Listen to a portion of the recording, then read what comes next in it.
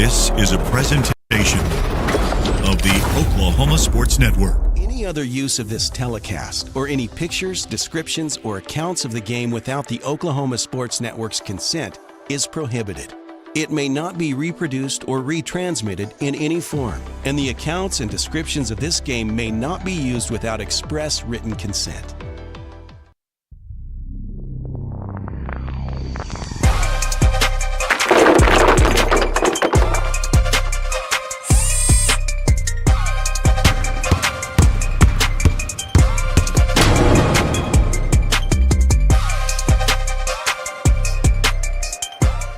And a pleasant good evening live from the Macarthur Gym, site of this great matchup between the Midwest City Bombers and the Macarthur Highlanders. Glad to have you along. My name is Eric Sherem, and a very special treat that we have got a combination broadcast for the Midwest City play caller, Jordan Ray. And so we are so glad to have you along. In fact, I would say happy holidays, because this is the first time since Christmas. I bid everyone a happy holiday season. Hope that you had a good one. And then we go into the new year. Happy New Year to you. And get ready for some real serious basketball, because I know there was a couple of tournaments they still had, like Mustang had that holiday classic like they do. And so you're familiar with some people playing right after on that Christmas break. But then when they get back to school, like right now you feel it gets serious, okay? We kind of got basketball underway, but now it's that mad dash, and you say how busy we're going to be in the next couple of weeks before you start heading to regionals in that latter part of February. Well, I got a chance to see Lawton Macarthur up close on Tuesday, Eric, so that was really, really nice, because it's funny how the district works out, similar for both the girls and the boys. Top three teams, looks like on paper, are Del City, in no particular order, Del City, Midwest City, and Lawton Macarthur. And we're going to see the third time that those three teams have played each other tonight, and then they'll have the rematches in a few weeks. So this will be an early indication here of who will finish up top, who will finish second, and they'll both first and second teams in districts this year, which is new for basketball, will host regionals, which is a big deal. If you want to get to state, you normally want to host a regional. And then whoever finishes third will have a tough regional matchup where they'll have to go on the road and play a team from the other West Side district that, schools like Carl Albert and Elgin are in. Well, you can feel that with a sense of from the players. They know it's in front of them, and it always seems to be like right now in that January time frame. We've also got some other games in the network we want you to enjoy. In fact, Elgin is hosting Crossing Christian. And then we also have Altus playing Shawnee and the Wolves. So you can catch that on the network. We're up on Facebook. If you're on Facebook, like us there, follow us there. If you're watching us on YouTube, subscribe to our YouTube channel. And, of course, on the network, just download our app where you can always watch everything for free. Download for free, watch for free. Just search the Oklahoma Sports Network in your apps. So, what's great about our matchups tonight, spread out throughout the network in 5A. Crossings Christian may have one of the best 5A boys teams. And they're not supposed to normally be in 5A, but it's a private school issue where they get bumped up. And they are tremendous, so people can watch them against Elgin. And then on the girls' side, Shawnee kind of shocked the world a bit, at least to me, when they beat Carl Albert this past Tuesday. So that will be a really good girls' team to watch out for, and you get to see them against Altus. So a lot of good basketball teams playing tonight. But of course, this is the prime one in my opinion. It's why I made the trip down from Midwest City. Yeah. Because I really want to see this game badly, and I want to see it so bad. I want to talk about it on the air. Well, we got front row seats for this one up here, up in the somewhat crow's nest, with 9.5 before we start this one. We'll take a break and be back right after this. You're watching the OSN Basketball Game of the Week on the Oklahoma Sports Network.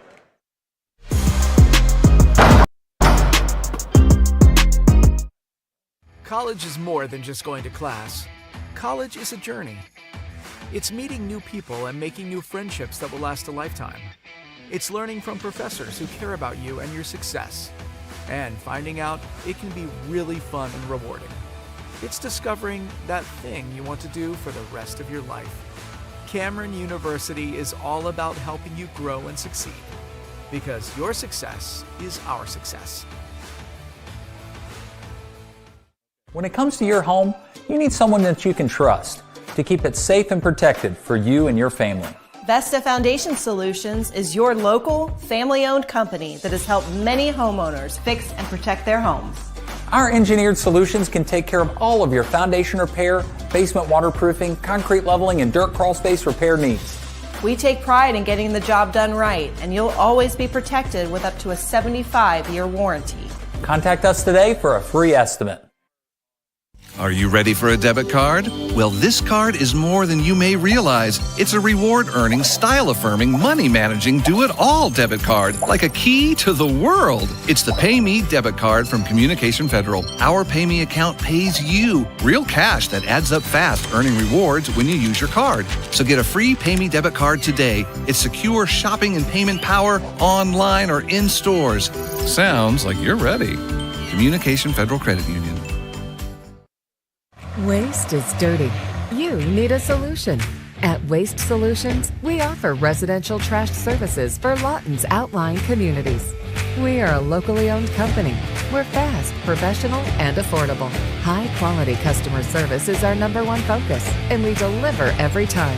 We love Southwest Oklahoma, and we take care of our own. Every problem has a solution. Waste Solutions. Call or click today. Goodbye, paperwork. Hello, convenience. Farewell, waiting. Hello, personal service. Catch you later, dreaming. Hello, planning.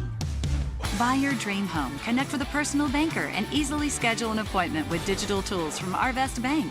Goodbye limits, hello possibilities.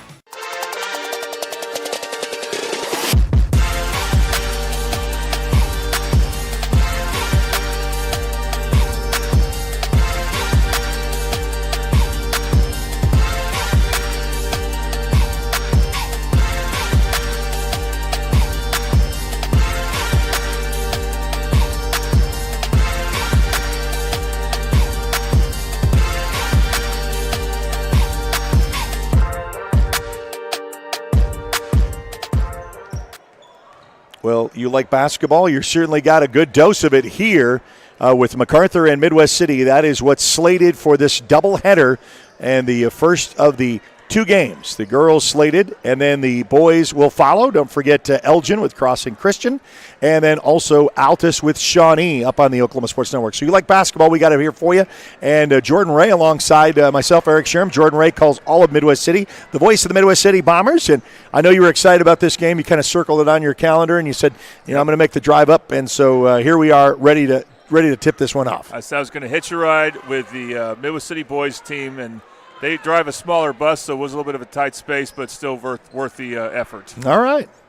Well, we got some girls' district standings we want to go over of how this shapes up and why these games are so important right now. Yeah, so you see both teams are undefeated. This is a legit 1 versus 2 matchup. Macarthur is ahead of Midwest City because they played more games. That will even out eventually, but right now they play 2 more games. Same with Del City. And even though Del City's in a tie with Guyman and Noble, just Guyman there, I think Del City, when they get healthy or get their players playing, they'll be a legit 3rd team. But I think these are the 2 best teams right now. And so we're going to see which team will have the upper hand and, again, finishing top in district. And I think that's a big deal. For one, if you win the district, not only do you get a host, but if you can come out of your regional, and I say that host during regional, then when you play an area matchup, it will be against the 4th seed, more than likely, from the other district. And there is a gap, I think, between 3 and 4 for both West Side districts. This is District 2 we're talking about, but the same thing goes for District 1. So, like I said, lots at stake as far as playoff seeding. It's so new, Eric, when we have regionals now, or districts, I should say, for basketball. These games carry on a different type of weight than when you're just trying to impress the coaches and be ahead in the coaches' poll. Well, and that's that's why I like you play the games. It's not just settled on paper. How many times you've seen that in college and you've seen that in pros is that you got to play the game, and so things can work out in your favor.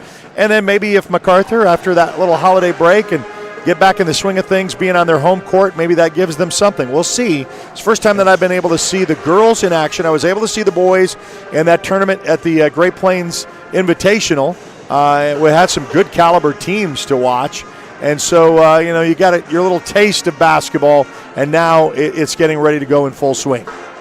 So when we talk about Lawton Macarthur girls, some things to keep in mind.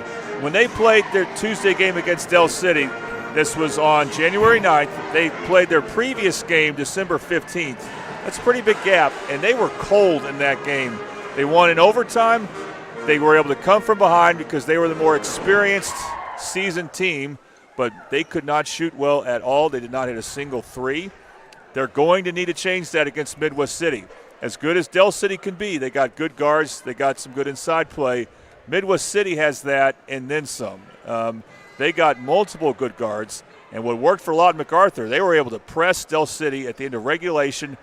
That led them to forcing overtime, and then in overtime they came back from about 4 or 5 points down thanks to their press and won by 4.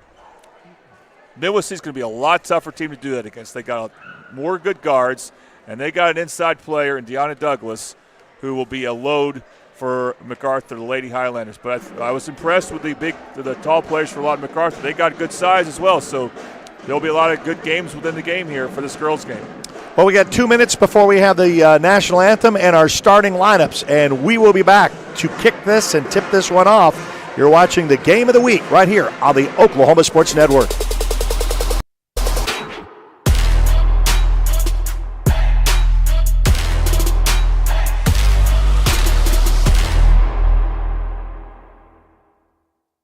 Sign Company has been serving Oklahoma and surrounding states for over 60 years. As a family-owned business, our focus has always been on driving people to your door, not just selling you a sign. From custom sign design and manufacturing to installation and service, AeroSign has the knowledge and experience to deliver the ideal sign for you while using materials of the highest quality to ensure that your sign will look great for years and years to come. We design and manufacture our signs for longevity, so you get the greatest return on investment possible. AeroSign Company, helping your business thrive since 1955. Here at Classic Lawton Chevrolet, we love our community and we want to show our appreciation. We offer savings for military, first responders, college students, and educators, giving back to those who give everything they've got. What's in your driveway? You don't have to come onto the lot, we'll bring it to you. Get a 360-degree view and video summary of every vehicle, top dollar for your trade, and even get pre-approved. ClassicChevyNation.com. What's in your driveway? Enjoy the difference. At Firehouse Subs, a portion of every purchase helps provide life-saving equipment to first responders across the country. So at Firehouse Subs, we don't just make subs. We make subs that are big, bold, and craveable. We make our subs differently because our subs make a difference. Whether you order online or on our app, Firehouse Subs Rapid Rescue to Go will have your subs boxed, bagged, and ready for pickup. Firehouse Subs. Enjoy more subs. Save more lives. Bank First is uniquely Oklahoman, deeply rooted in over 50 communities statewide. From those roots, our investment in education springs forth, helping to raise the Oklahoma leaders of tomorrow while providing financial strength to the business leaders of today. That's the kind of loyalty that helps entire communities thrive. Bank First, loyal to Oklahoma, loyal to you. College is about more than just a degree. It's a journey that will shape your future and change your life. That's why MSU Texas provides a place to find your passion, to connect with others, and discover who you truly are. We're dedicated to providing a well-rounded education that prepares you for a variety of careers. You'll have everything you need to pursue your dreams at MSU Texas. Start your journey. For more information, visit msutexas.edu. We are celebrating. Here at Pam and Barry's team, we've been helping you through the real estate process for more than 20 years. We want to thank you for choosing our team to help you. We sold our house at full asking price, and it took less than about a week to get our full asking price with Pam and Barry. Don't go at it alone. Let us handle it all here. We're not bragging, we're just applying for a job. It's real red wine vinegar and olive oil blend. It's called the Juice. And at Jersey Mike's, it adds that jazz to your sub.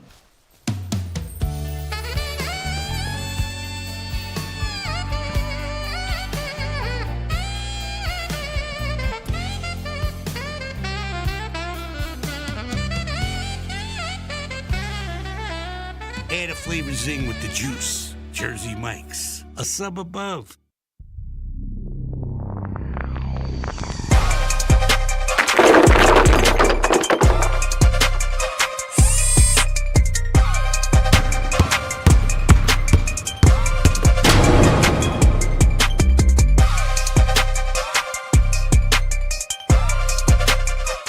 All right, back here at the Macarthur Gym. Glad to have you along here for the ride, and we'll give you your starting lineups brought to you by Elevate Nutrition.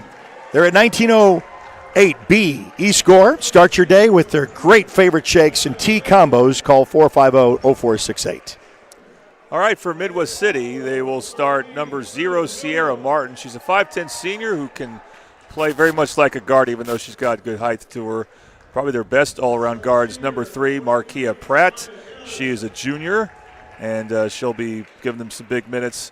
Number 13, Seven Miller. Yes, her name is Seven. She loves that name. She's a 5'8 sophomore. Their point guard is number 23, Sanaya Gatta. She's a 5'7 senior. And their starting center, of course, is number 45, Deanna Douglas, who a few weeks ago became the all-time leading rebounder in Midwest City girls basketball. Over 600 rebounds for her career. All right, so Elevate Nutrition is our starting lineup sponsor. We want to thank them for their sponsorship.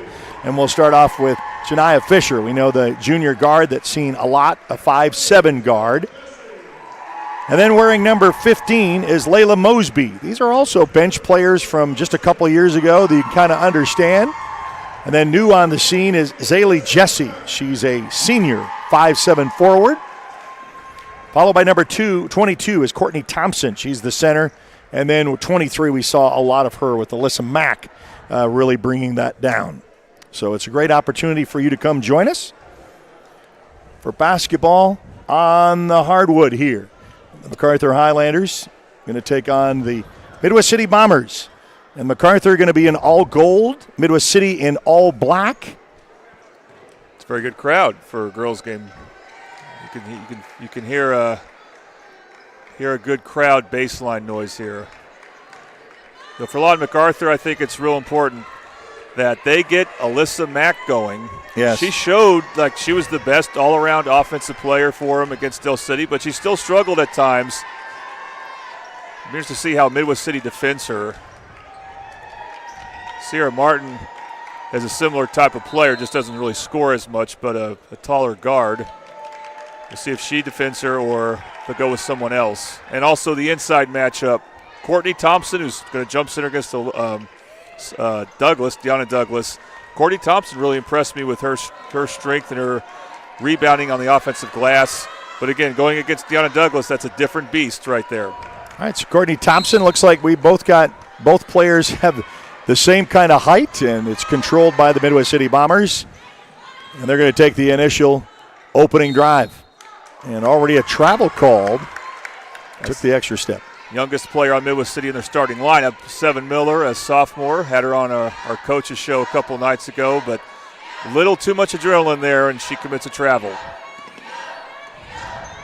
Understand with the opportunities for the Macarthur Islanders coming up on the other end. They missed the first, but the putback up is good.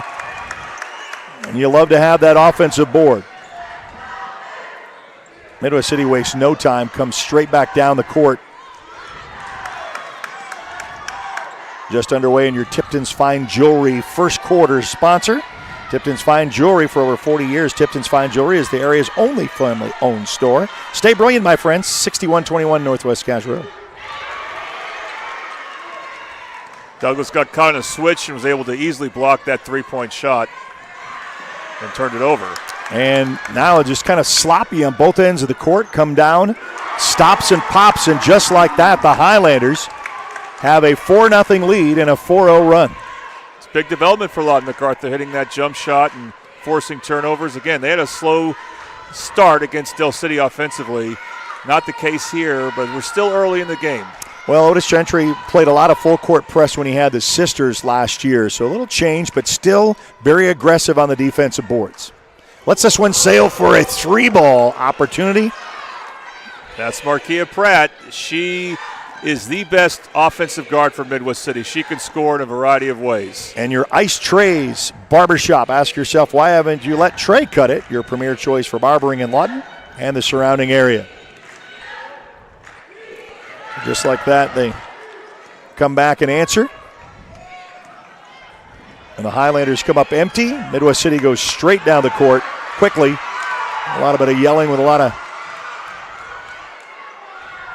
physical on the boards. Puts that one up. Gets the rebound, though, and then there's the foul going up.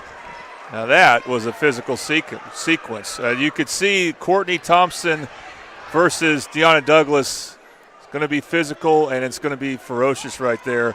Thompson held her ground for most of it, but, at some point it's hard not to foul Douglas when she goes up strong. And she'll go to the line shooting 2. Now, for those, and we did this early on so people could understand, and I'll ask you, we've not talked about it, but do you like the change now where there's no 1-and-1 and we're just shooting 2? This is one of those changes that I just got to see more of it to get a good idea. It's just strange not to have a 1-and-1, though. That's other than the NBA, at every other level of basketball, except maybe the Olympic basketball, that's all I've known is you got 1-and-1s. And it's going to be unusual to see and that. The strategy to use it, to hack, to use the 1-and-1 advantage. And then, of course, the fouls change after every quarter. Only one so far for Macarthur.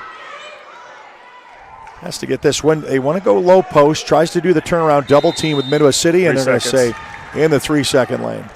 Early going, we are seeing Alyssa Mack really be aggressive against Sierra Martin, attacking her off the dribble. I think that's a good game plan, but Sierra Martin has held her ground, and Mack is 0 for 2 in the early going. Actually, I'd make that 0 for 3.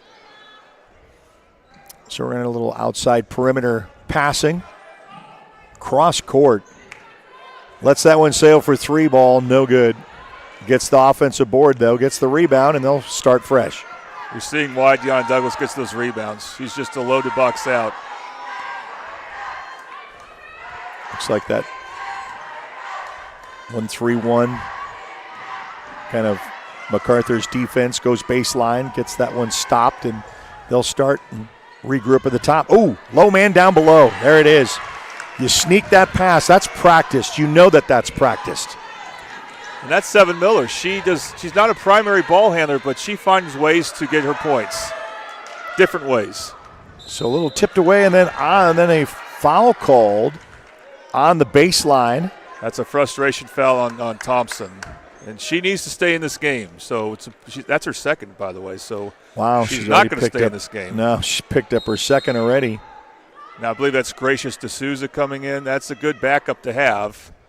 She's obviously got size to her that can, hopefully for Lawton Macarthur, keep Deanna Douglas off the offensive glass.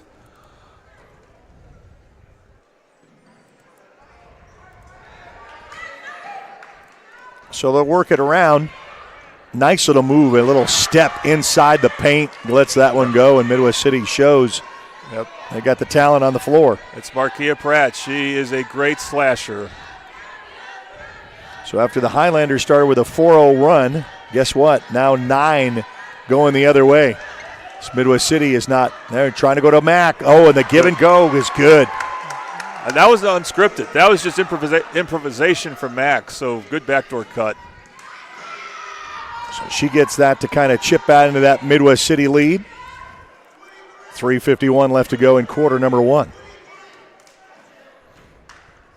Lets this one sail from way downtown. Back irons, no good. And rebounded by Macarthur. Highlanders quickly down the floor. I like Max. She's got that confidence and that poise after, and it just rattles in and out. She's just a junior. She really showed her stuff as a sophomore. She is skilled. She's very skilled. And she needs to have a big game for him. Baseline, oh man, she fakes then comes and makes the little stops and pops for 2. That's why, because as worried as you are about Deanna Douglas, Markia Pratt could easily have 20 by the second or third quarter if you're not careful. And I think she's got 7 in the early going of Midwest City's 11 points. 3 to go here in quarter 1. lets that one sail high, but then there's a little back iron. Yep, Gaddis a little over aggressive. Reach. Yeah. One of the Lawton MacArthur players I was very impressed with, not at first, but she finished the game very well, is Janiyah Fisher. And she's obviously their most experienced ball handler. So well, she had to come up with the sisters doing that for so long, and then, she's fit in that mold well. I mean, as you always say, next man or next woman up, with when graduation comes. But, she had a hole to fill. And so she's done that, Fisher now. She was all over the place on defense against Del City. She was very disruptive, and big reason why MacArthur came back and won that game. Well, and that's what Coach Gentry likes. He likes that aggressive style. I'm surprised, and I suppose you'll get burned by doing it with Midwest City, but we do a lot of pressing, to try to make you earn that to get across. But I think they want to be in the better position this time.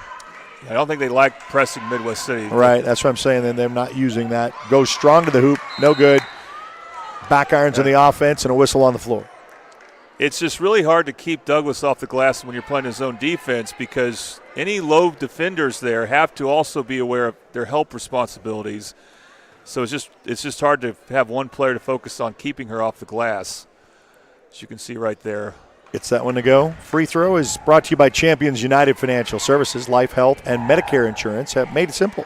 Veteran-owned. Call today, 678-9610. They help you with life, health, and insurance plans to suit your needs. Second shot. No.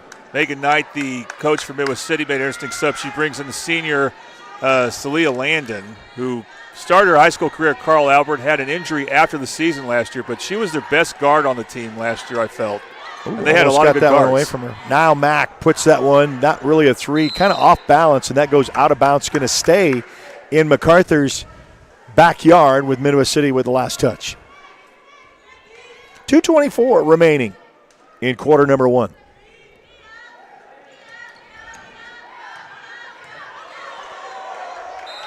Tries to go around. She took the extra step. So I knew what she was wanting to do, but unfortunately, D'Souza just couldn't make that go. She's got a little bit more of a raw offensive game compared to Courtney Thompson, but she's definitely got size. She's got size. She's 6 foot. She's taller than Douglas, which that's impressive. Looks very strong. Yeah, when you say too. 6 foot in girls basketball, that's pretty good size. There's a nice step, but then a little miscommunication of no one home, and it's going to go out of bounds. But it's going to be last touched by MacArthur, so Midwest City will still retain possession. Yeah, it's off Mosby. She, too, will scrap on defense. Looks like MacArthur's going to a man now. Oh, a little toss with an extra step.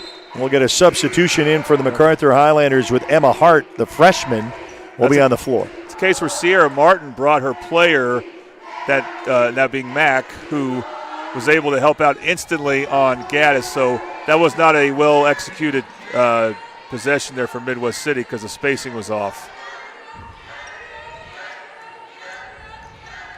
They'll look to try to take that one all the way, a little bit high off the mark, off the glass, rebound Midwest City. And take it almost coast to coast. And then she loses it momentarily and gets it. Oh, a nice little back pass behind, back up top, and that gets away. Going to regroup. Oh, nice move. Split two defenders, goes strong to the hoop, and a whistle on the floor.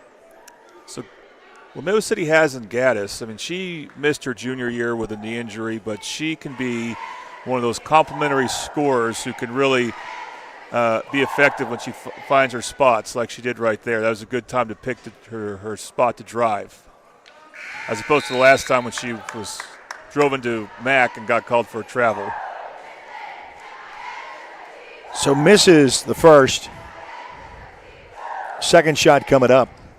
Your Tipton's Fine Jewelry quarter number one. A little bend in the knees, up. Back iron's no good. And a whistle on the rebound. Douglas. She's got to be careful now. That's going to be her first.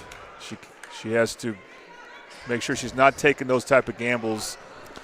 Until maybe the middle of the second quarter at the earliest. Drive coach is nuts. You have two shots at the free throw line and you don't get them. And in games like this, it's crucial. I know you spend a lot of time, shooting free throws, but they're important. Good deflection. Gets their own deflection back. She'll back out. Looks to engage. A little toss out.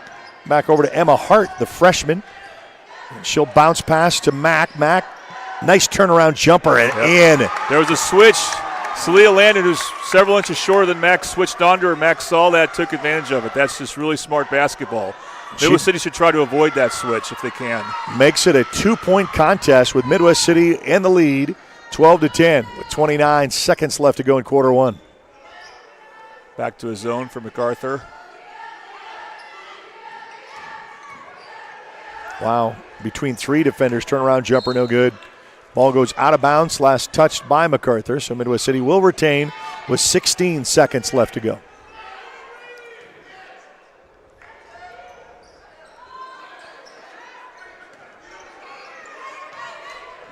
Macarthur switched to a man defense on the defending the inbound play there.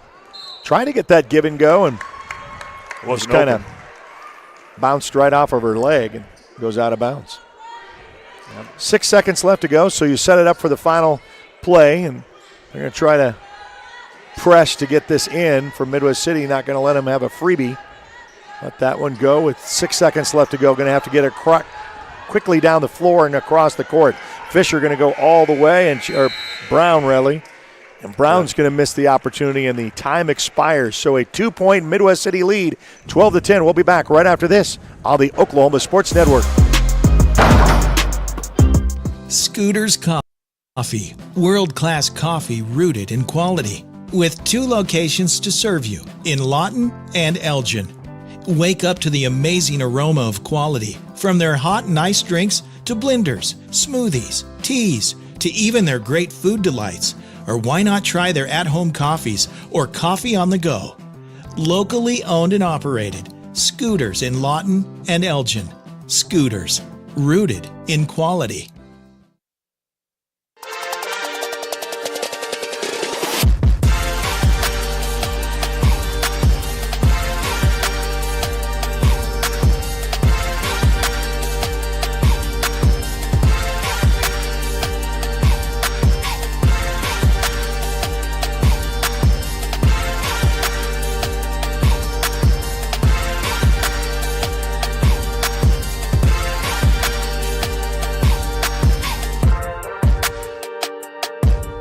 Well, it's been a fun, interesting first quarter, just like that, in the books. Both of these teams up and down the floor. And neither team really going deep with their bench right now. Only one sub for Midwest City. I think Macarthur's made a couple. Toonie Buys Houses is our second quarter sponsor, part of this 2-for-1 broadcast with Midwest City. We buy and renovate homes. We also lease in home owner finance throughout the state of Oklahoma, 405-353-9682. Nice job by Sierra Martin, splitting 2 defenders. And already a whistle on the floor. One thing about Midwest City girls, and this was true before Megan Knight got there, but still true, they will foul a lot. They have to be, let's make sure they're smart about it. Smart. Yeah. And that's not a bad one because you committed early in the quarter, and it's only the first foul on Gaddis. And since they restart fouls every quarter, it's just, you're back to 0 and you kind of clean the slate. So, going to cross the timeline is Mosby. And she'll hand that off. She backs up, then fires it up, and that is a 3-ball.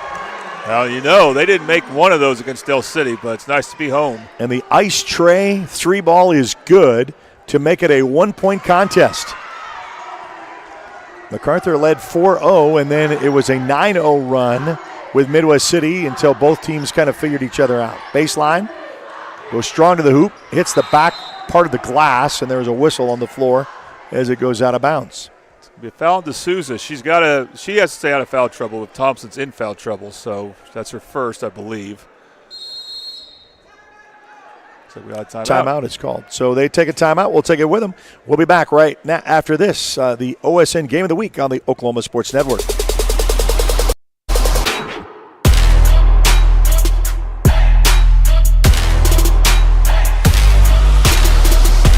When it comes comes to your health, you want and deserve the best. You want a hospital with the highest quality scores in the region and one that provides safe, excellent care. Southwestern Medical Center has been a part of this community for 115 years and has a history of delivering compassionate, skilled health care to Lawton and Fort Sill. Choose the hospital that has always put the health of this community first. Southwestern Medical Center. Be well. Live well. That's why we're here.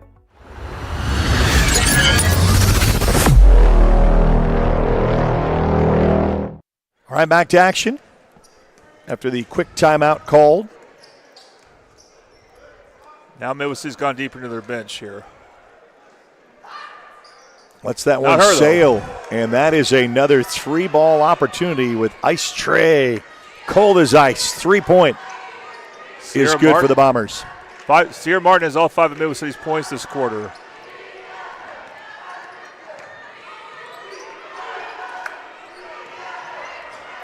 A steal and then a re-steal back, and then down the floor, the Midwest City Lady Bombers.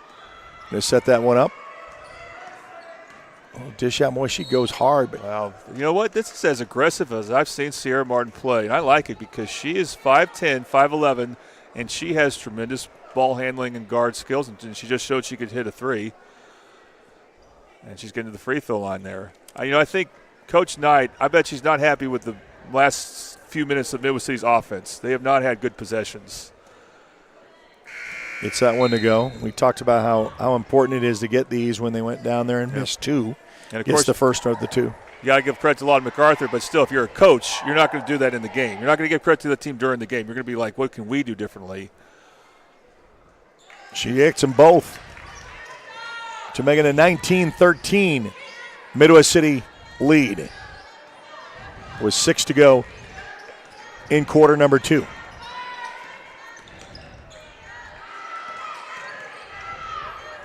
Lets that one sail, and that's off the mark. Back irons. Midwest City with a rebound. They don't waste any time. They quickly come down the floor, and they're all in position of where they want to run this offense. Oh, lets that one kind of get tapped out. Offensive foul on Pratt. We'll have to see where she is with fouls. By the way, I think Thompson had just committed her 3rd. Wow. And that's Pratt's first, so. Yeah. That is big for Lawton MacArthur. And we got 2 apiece now. Yeah. In this quarter. But what you're saying, Eric, about Midwest City pushing the ball, they just have so many guards who can do that. That's what makes them so dangerous. Backouts for a 3, hits the glass, no good. Midwest City with a rebound, crosses the timeline. She's going to go coast to coast, and she will get whistled and a foul on the way. So that's a good drive by Gaddis because she didn't go straight ahead and knock over a player like Pratt did the previous possession. So Gaddis will earn a trip to the free throw line. Midwest City starting to be a little better at being aggressive. They still committed that charge, but otherwise they've gotten to the free throw line and gotten some points here. Of course, I have to say that they missed that one.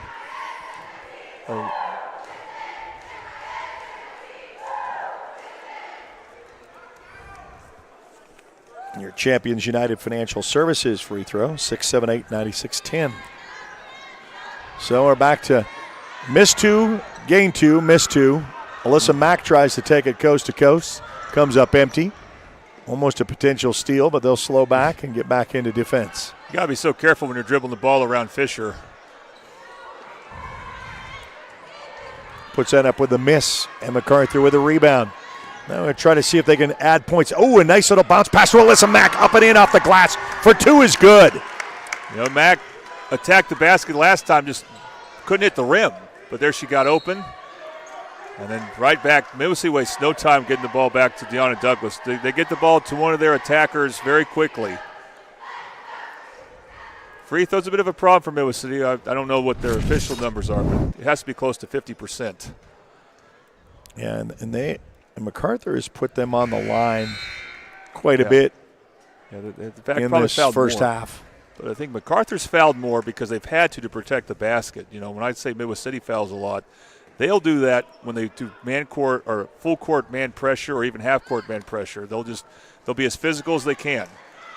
So she knocks them both. So it's like a trade-off. Miss 2, gain 2, miss 2, gain 2. So they're kind of at 50% in that last 4. Tries to dribble behind her back. Fisher gets that one up and it airballs. Midwest City with a rebound.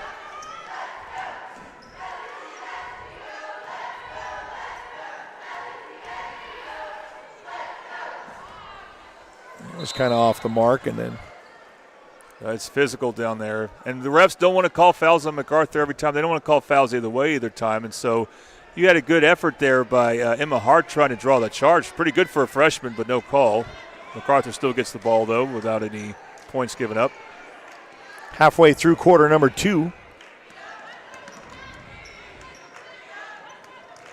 Macarthur going with a smaller lineup here. Lead is still 6 by Midwest City. Nice little steal. Midwest City with the one-handed steal inside the paint. Going to go stride. Stop before the defender. And they're going to say Almost charge. a good call, or a good job by Seven Miller, but she just went a little too far in. She wanted to stop. She wanted to avoid that charge, but she just went a little too far to the player. Right there, and then, just kind of right up in the sec. Second charge call they've had this game, or this quarter. So we got Deanna Douglas guarding Alyssa Mack. We'll see if she has to pay more attention to her and won't be able to protect the rim as much. Lucy will make a sub here. They're going to bring in Chloe Knox, the junior.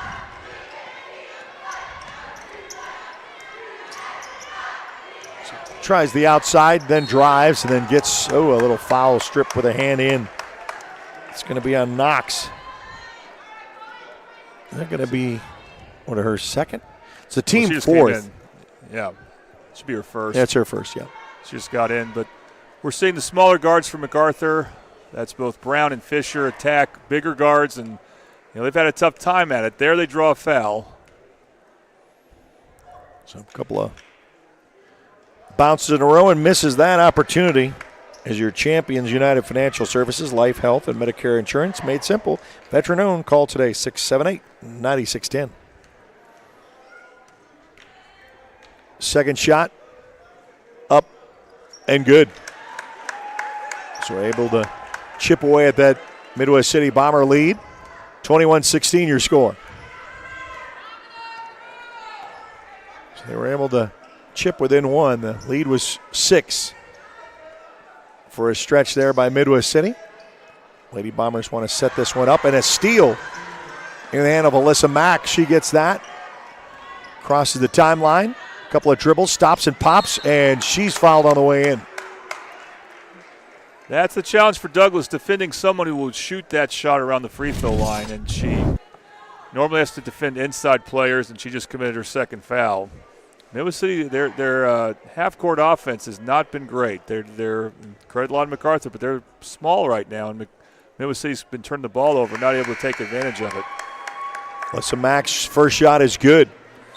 And chips away into that Midwest City lead. Makes it a 4-point contest. Try to bring it within 3. Both teams now moving their power forward to the center position. Up and in. So you're going to see them maybe really spread out the other team, or try to anyway. So 3 minutes left to go here in the second quarter. So the first half already almost in the books.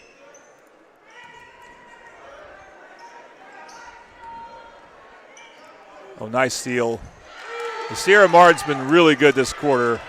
She just came back in to replace Douglas, and Midwest City doesn't miss a beat with it. Well, they finally get a bucket after a little drought in Midwest City. Finally gets back on track and extends their lead. Alyssa Mack tries to get around. Oh, a nice little hand scoop, but it gets that deflected into the hands of the Bombers.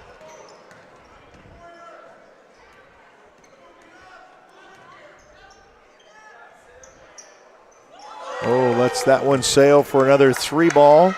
That's Seven Miller. She, like I said, she can score in a variety of ways. An ice tray 3 brings it to 26. Brings it now to an 8-point lead, trying to make it double digits 10. What a nice move inside the lane. She switches around, but she misses, comes up short, and Alyssa Mack of the rebound. Boy, these two are really going at it. Max, she tries to split, and then she gets tapped on the way in. We'll see that on our instant replay. If you're a Bomber fan, you hope that foul's on Knox, not Miller. I think it is. They're holding up one. No, I'm sorry, Martin. Yeah, it's going to be on Knox her second. You don't want it to be on Martin. She's played really well. And what she's done well is she's forced Alyssa Mack to go to her left, and Mack is not comfortable going to her left. She does draw a foul here, but she's had some tough possessions because she just wants to still shoot the ball with her right hand when she drives left. Something every player, if you're a scorer, you want to work on that, being comfortable finishing with your offhand against a defender. So Alyssa Mack gets that first one of two in to make it 26-19.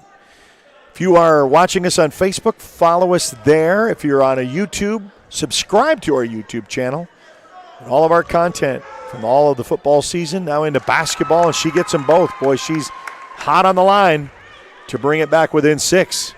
Yeah, it used to be a priority for Midwest City not to foul her. And I don't think they didn't want to there. I don't think they necessarily reached in too much, but you just got to be careful. That was tipped as the pass was deflected, but still in the hands of the Lady Bombers. Surveys the court, puts up the shot into the hands of Alyssa Mack. She'll slow down the pace. They'll cross the timeline. And they're going to say, that's a foul on Martin, created by the fact that Midwest City switched when they didn't need to. So you have the bigger Martin against Fisher. Fisher just tried to drive around her. And I think this will be an example of having free throws early in a foul situation. Yeah. It's been a tough game for Fisher. She's tried hard to finish at the basket and has not been able to, and now she misses that free throw. In and out. But I want to say, Toonie Buys Houses, we really love having them as a sponsor over up at Midwest City. Channing Chamberlain heads that up. He is a Midwest City graduate, and they are also sponsoring our coaches show this semester. Very nice. So they buy and renovate homes, and if you're in the Midwest City area, you should definitely look into using them. Yeah, the Midwest City Bomber Report, or the Mid-Del Sports Report, every Wednesdays at 6:30. Catch that. 6-point lead for the Lady Bombers, and with the ball with a $1.08. Final minute to go here before the half. Not going to be too much of in a hurry. They're going to go down low post, gets that one tapped away, but gets the deflection and the rebound, puts it up for a 3, long range, no good. Rebounded, cross court at 48 seconds. She's going to go coast to coast, high up, and she's going to take the contact. She'd say, well, either I'm going to get the bucket or the contact. We'll see this as she makes that streak as one person to beat and puts it up. Second foul on Martin. That's a big play by Fisher there. Even if she doesn't make these free throws, which she missed the last two, I'm sure she'll make one of these. But like I said, I don't really love that call. You're giving the offensive player too much there. Yeah. But, maybe I'm being a Midwest City homer. Yeah, that's right. For those of you just joining us, a combined broadcast between the two because both these teams are in the network. We've got kind of a Midwest City and a Macarthur representation for tonight. Second shot is also good. And that makes it a 26-22 Bomber lead with the final 42 seconds left to go. First time we've seen a press by Macarthur. And the game out from Midwest City is someone we're not used to seeing, C.D. Johnson, a 5'7" sophomore. And then a steal. Mosby takes it. She fakes the pass, goes strong to the hoop, misses it, and a whistle on the floor. So Mosby had a great opportunity and a great move down below as she faked the pass and then went up strong. We'll get to see this here on instant replay. I'll watch her move as she comes down and then she fakes that with just the one hand and puts it back up, but a little bit off the mark. We're going to go on the other end for a... hate committing these fouls when you're in the penalty. Yeah. Because you're like 90 feet away and the foul is from the basket and you're sending the other team to the free throw line, and now it's for 2 shots. Shot is up and good. Very important free throws for Gaddis and Midwest City. Again, their offense late in the quarter hits another snag like they did in the first quarter. So you got to take advantage of these like we've been talking about this broadcast. Second shot, no good. Gets the offensive board, though. Back pedals. Almost tied up. That's a travel. Could have been a travel or a jump ball, but they called the walk instead. And the Highlanders will hopefully have an opportunity to play for the last shot before the half. Yeah, Salita Landon should have kicked that ball out. She had nowhere to go. Down to 14. Mosby, try to give a give and go to Mack, and she misses that on a streak to the baseline, so they just did not measure up, and Mack gives her a little tap of that was my bad. That's how they scored their first points. 6 seconds down to 5. Hard, charge, no. 2 seconds down to 1. Got to let that one away, and Mack puts it away with a great deflection at the end. We'll get to see that before we go to break, but you'll see the physical right there as the smack back. Love that opportunity. She senses it and gets clean, and it goes out of bounds. So just like that, Mr. Jordan Ray, 27-22, and we are at the half as the girls go in the locker room. We'll be back with halftime and second half action right after this on the Oklahoma Sports Network.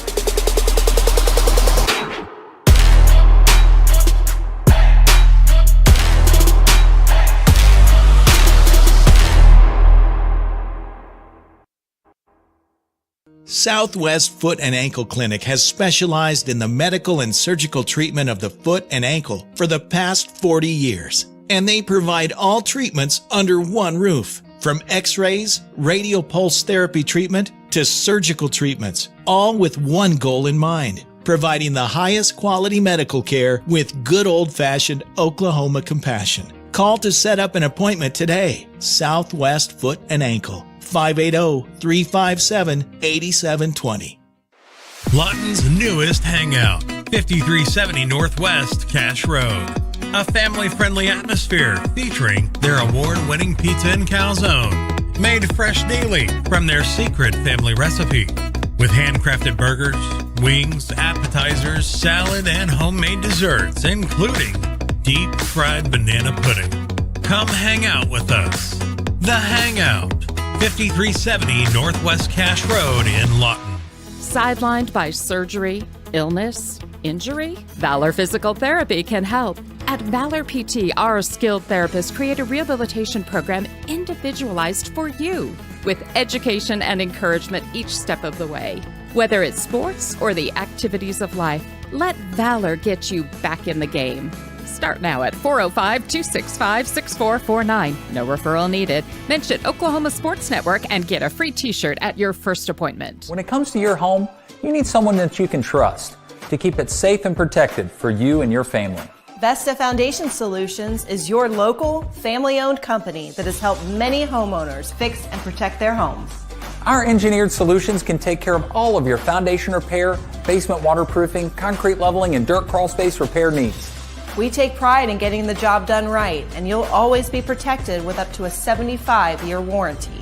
Contact us today for a free estimate.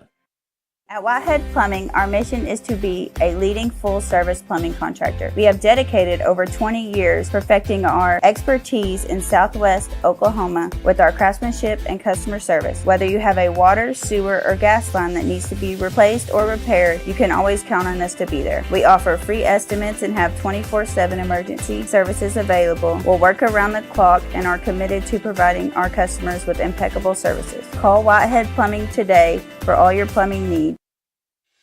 Your roof is your home's first line of defense against the elements. At Century Roofing, we'll make sure you're ready. Proudly serving the central and southwest Oklahoma regions, we'll work tirelessly to protect and restore your home's roof, gutters, and siding, while also working closely with your insurance company to ensure every inch of your home is protected, starting with our free inspection services. Protection is just a phone call away, so call Century Roofing, Central and Southwest Oklahoma's #1 choice of contractor, where we are on guard for Oklahoma. Coast Technology Group specializes in audio, video, and lighting for schools, house of worship, home, and business. Work with our team's engineers to design the right system for your conference rooms, video telecommunications, stadiums, auditoriums, video walls, home theater, and automation. Whether your next project is large or small, let our team with over 150 years of combined experience help design the right system with simple, reliable technology.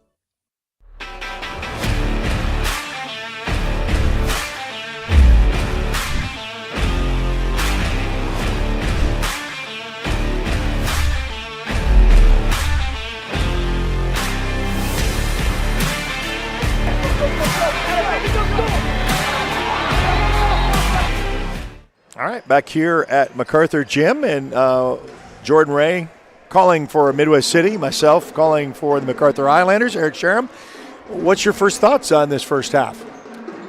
Well, for Midwest City, of course, I'm going to start with them. They did a lot of good things on offense, but they couldn't sustain good offensive possessions. I feel like they would lose focus at some point when we got to about the middle of each quarter.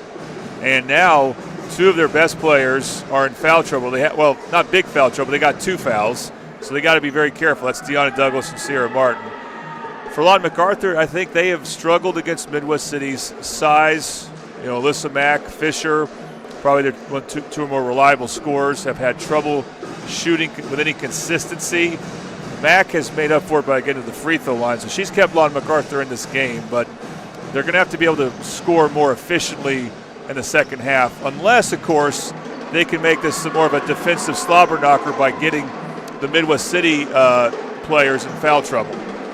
Well, and I think this is probably the first that MacArthur has seen a team like this, you know, especially what they bring, and you know, you got to have to adjust on the move with that, you know, and usually you can muscle your way. You talked about MacArthur's size, and you know, they could probably have advantages about so many other teams, and they don't have that with Midwest City, so you got to come up with something else. And it's not just inside. Midwest City's guards are bigger than Lawton MacArthur's, and I think that's definitely been a factor for MacArthur on offense. Of course, I want to emphasize this again. These teams are undefeated in district, Eric. One of these teams is going to lose for the first time. It's just going to have a big impact on how this district goes. This is 5A District 2, a newly formed basketball district, one of the West Side districts, and this game is going to have a lot to say on who will finish first and who will finish second and who will get home court. Well, both first and second will get home court, but who will have the better matchups in the area as well if they can get that far. So you're saying they want this? I think so. Both of them are going to want it, you know. So, yeah, I mean, and that's what we said after the holiday break. This is where it gets serious. This is where you really – it's not that you weren't serious prior, but it really starts to get in the nitty-gritty. Football, you always say, the meat of your schedule when you get into district play. One other thing I was going to ask you about, since it's so new, about districts. You played so many years, with coaching and that without districts. Do you like that they have now put them in this district format? Well, the one negative about districts is it makes tournaments a little more meaningless. They're not meaningless. I think we're seeing that now, but they don't impact playoff seeding at all. And before this year, they did. They would have a big impact. What's going to change now is the games at the end of the regular season that are district games are going to impact it. So, over in Middale, we've had Carl Albert versus Del City on the network for 4 straight years as the final regular season game. But it meant nothing because the teams already knew their matchup. I shouldn't say it meant nothing. It meant nothing as far as playoff seeding. Right. That's going to change now. Now, those teams won't play each other, unfortunately, but you're going to have meaningful games at the very end of the season now because we won't know the matchups until after district play is done, which is the end of the regular season. That's very different, and that part about it I like. We're not going to have these 2 or 3 games where teams already know where they're going.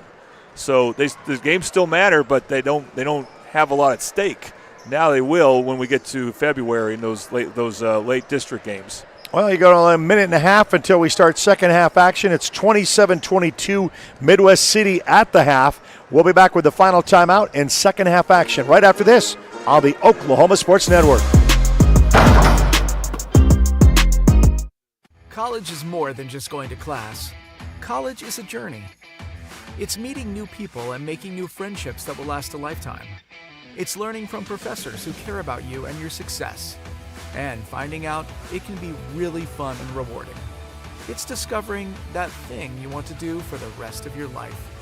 Cameron University is all about helping you grow and succeed. Because your success is our success.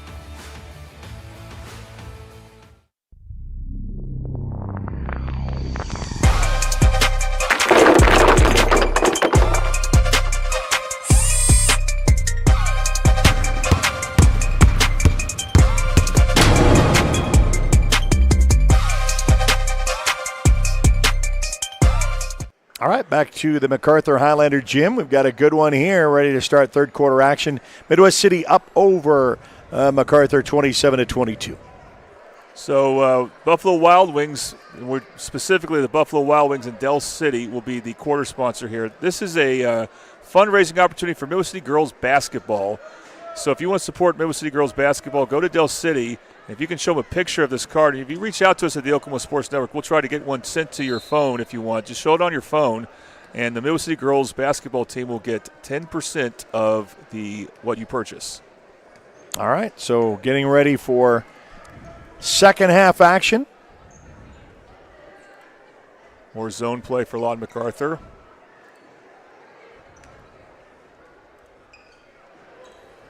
What's that one say? We don't even wait, hesitate, throw that one up.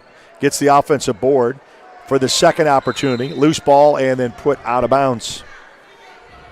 And you can see again, you go zone, the risk is it's just Deanna Douglas finds her way to get offensive rebounds against that zone. A quick bounce in. Back up top of the key. Goes baseline. Gets three defenders to stop her from the go. A loose ball, but she gets the rebound, though. Way to pick up the loose ball for Martin. And split the defenders. Yeah. Not even wait and hesitate and put it up for two. Now that was absent from Midwest City in the second quarter. Marquia Pratt, who I thought played well in the first quarter, was not as effective there, but there she goes back to what she does so well, driving and making a shot. Back to a 7-point lead for the Lady Bombers. Macarthur, loose ball, picked up though before the travel is called. Mosby lets that one sail off three, and she hits it. Some miscommunication on defense for Midwest City. They didn't know whether they wanted to switch or not, and that left Mosby open with enough space. Very important Macarthur hits those shots with some consistency. So chips away at that lead to make it 29-25. Gets the offensive boards, puts it up, no foul. Second opportunity, and they're going to say now she puts the one little bounce hard on the floor, and she will pick one up. You can see this here on our instant replay is the right there, and then the strong shot, and then that's the sign you get the foul. Douglas has had a hard time finishing. She's gotten a lot of offensive rebounds because she's also missed a lot of shots around the basket. So Midwest City, I think, is getting better shots than Macarthur, but they're not making them with much consistency at the moment. Gets it to 30 and now misses the opportunity to make it back to that 6. That's been that magical number for the Midwest City Bombers, is a 6-point lead. Down the floor, Mack doesn't wait, doesn't hesitate. Lets that one sail. Back iron's no good. Midwest City of the rebound. Good patience there by Seven Miller. Oh. She kind of faked the pass, and then they collided right there. So lowered her shoulder, but that's consistently what the refs will call. By the way, a change in the lineup for Midwest City. Normally you start whoever your starters are in the third quarter, but we got Celia Landon in the game instead of number 23 for Midwest City, Sania Gaddis. Not sure what that's about. I thought Sania Gaddis played fairly well in that first half. It might be fouls, but of course Martin and Douglas from Midwest City both have 2 fouls, and they're playing right now. Your Champions United Financial Services free throw sponsor, Life, Health, and Medicare Insurance. Give them a call, 678-9610. She gets them both. Quickly down the floor, the Highlanders. As Fisher tries to weave her way. Now we're getting a little back to try to get down to Courtney Thompson. We're getting into foul trouble early in this contest. Yep, she made a nice move, but like we see from Mack, not comfortable finishing with her left hand. And that, I think it's Coach Gentry wanting a timeout for reasons perhaps like that. All right, they'll take one. We'll take it with them. We'll be back right after this on the Oklahoma Sports Network.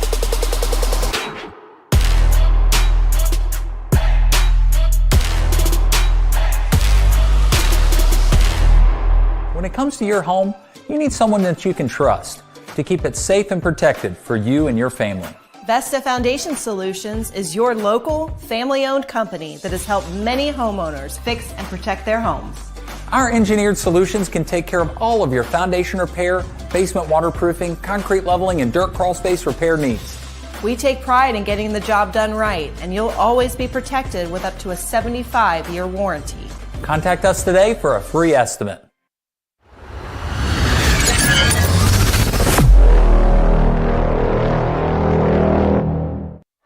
All right, so back to action after the quick timeout by Otis Gentry. Wanted to get things tightened up from what he saw.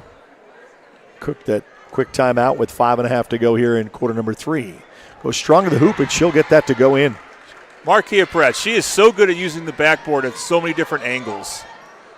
Boy, they'll let that one sail from high off the mark. But a good put job back by the freshman. It's good. Johnny on the spot there, anticipating that air ball.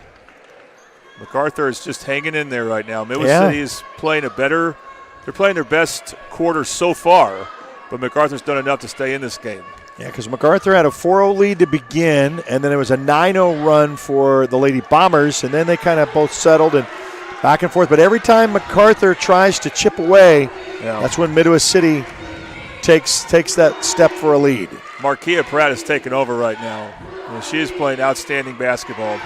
Now a 9-point lead. Lets that one sail for a 3. Back irons off the rim. No good.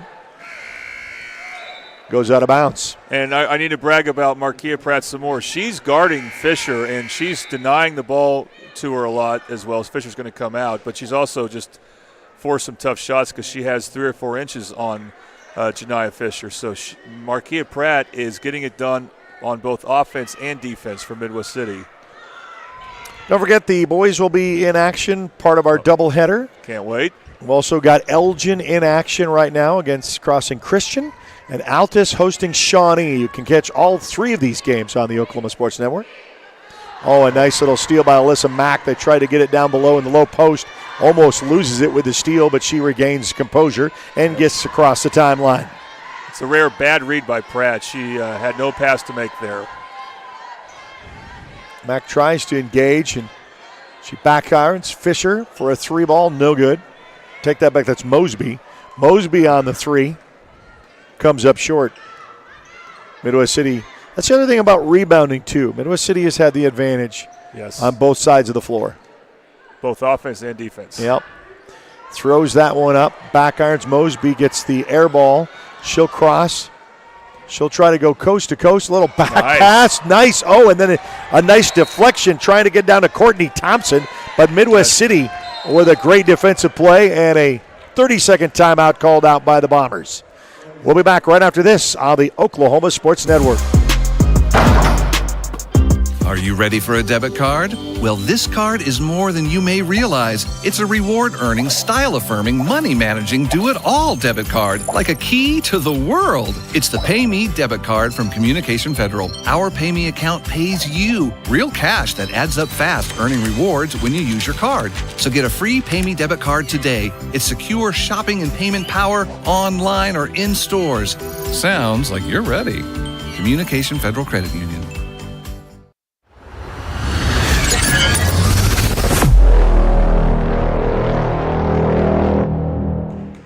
All right, back here at the MacArthur Gym. Got a good one tonight, first of our doubleheader. And MacArthur just will not go away. Midwest City has tried to pour on the gas. Every time MacArthur has gotten close, Midwest City would just kind of keep it out of reach. They like that 6-point lead for the most part. Good defense by Gracious there. To make it a 9-point lead, that's a double dribble. Yeah, she stopped and tried to readjust with her hands. I knew what she wanted to do because she wanted to get it back in her hand in the right way and just come up with a double dribble. And I think when Douglas has a player that's actually a little taller than her on her, she needs to be a little bit more finesse with her move. She can't just overpower her. That it wasn't a great look on her part on that post move. Oh, freshman almost tried to deflect that as Emma Hart. It's good that coach, will get these girls and, nice little deflection into the hands of Mosby. She'll cross. Oh, and then she'll get deflected and then. Good pass by Douglas. Back the other way. Mosby tries to contest, puts it up off the glass. No good. Loose ball picked up. Oh, wow, and that's going to be in the act of a shot, and she goes hard on the floor. Well, Celia Landon, I mean, she's recovering from a knee injury. She's been back for a few games. You see, Coach Knight is unhappy with someone. I mean, they're missing layups right now. It's just kind of what's happened to Midwest City. Get to about the middle of the quarter, and then they start lagging some on offense. They just aren't finishing like they're capable of.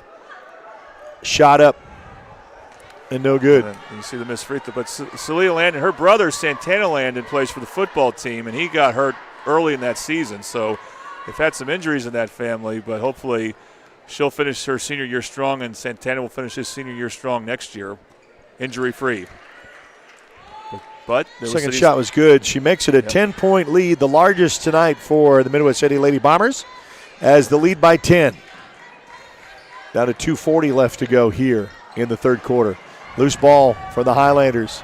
Picked up by the Midwest City Bombers, 4-on-4. Puts it up. Rims out. Alyssa Mack with the rebound. The freshman will take it. Hart will go straight to the coast.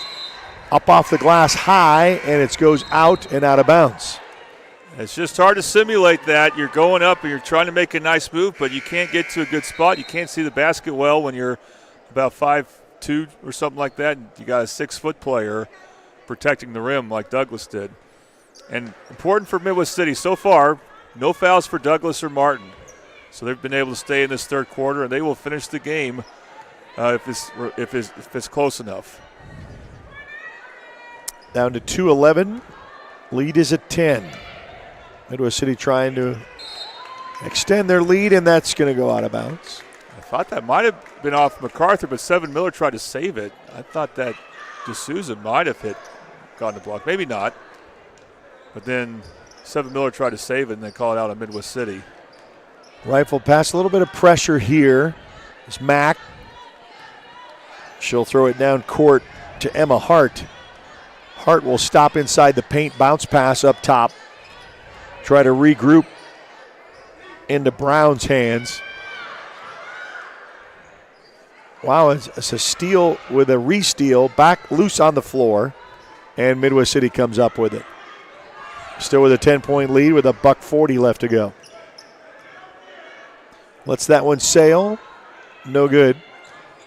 Oh, and she gets the offensive board and the bucket and the harm. Well, what Douglas did well there is she backed up off D'Souza, so D'Souza kind of lost where she was. Instead of just simply driving her into the basket, so we're going to see Sierra Martin come out. Unusual time to make the sub, but I guess I don't know if she's hurt or something like that. She looks fine. But Douglas did she's crafty. She's not just strong. The way she positioned herself on that missed three by Sierra Martin, who I think hurt her eye. So we'll see. We'll monitor that situation. But anyway, in fact, great, best plays that Deanna Douglas has made on offense so far tonight. So the Lady Bombers get to 40. Largest lead extends to 13 with a $1:17. So within 3, the freshman gets the steal, throws it up, but it gets tapped out by Midwest City, so it's out of bounds. And Lady Highlanders will have an opportunity to try to get this shot to go in. The freshman, the only freshman on the court, one of the smaller players on the court, but she's gotten a couple of those offensive rebounds. Alyssa Mack, she'll back up, top of the key. She'll give to Mosby. Mosby will eye the defender with a minute to go. Drives right. So they'll touch pass over to Houston. Whoa. That's a nice move. Looked good. Just didn't get to fall, and that's really been kind of the third quarter woes for the Lady Highlanders. Midwest City just adding fuel to their fire and putting the metal to the pedal to the metal. They are on defense, that's for sure. Let's that one sail back over to Mosby. Mosby will take it in her own hands to try to take this and try to get something going. And when she gets that hot hand, she says, hey, just give it to me. I need to make something happen here. Bombers need to communicate there and just remind themselves that Mosby's left-handed. So that's going to affect how she drives to the basket. Down to 10 seconds. And they'll start the count. Stops and pops from 30. No good. Oh, and then stolen by Mo. Look at that right there at the half-court shot by Alyssa Mack. And, you've got to see this here on instant replay before we go to break, because watch this from Alyssa Mack. Right there, she takes it out.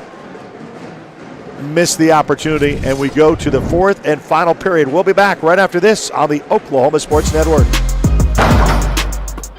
Waste is dirty. You need a solution. At Waste Solutions, we offer residential trash services for Lawton's outlying communities. We are a locally owned company.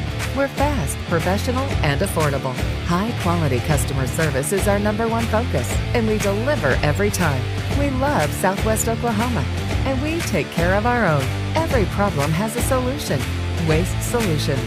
Call or click today.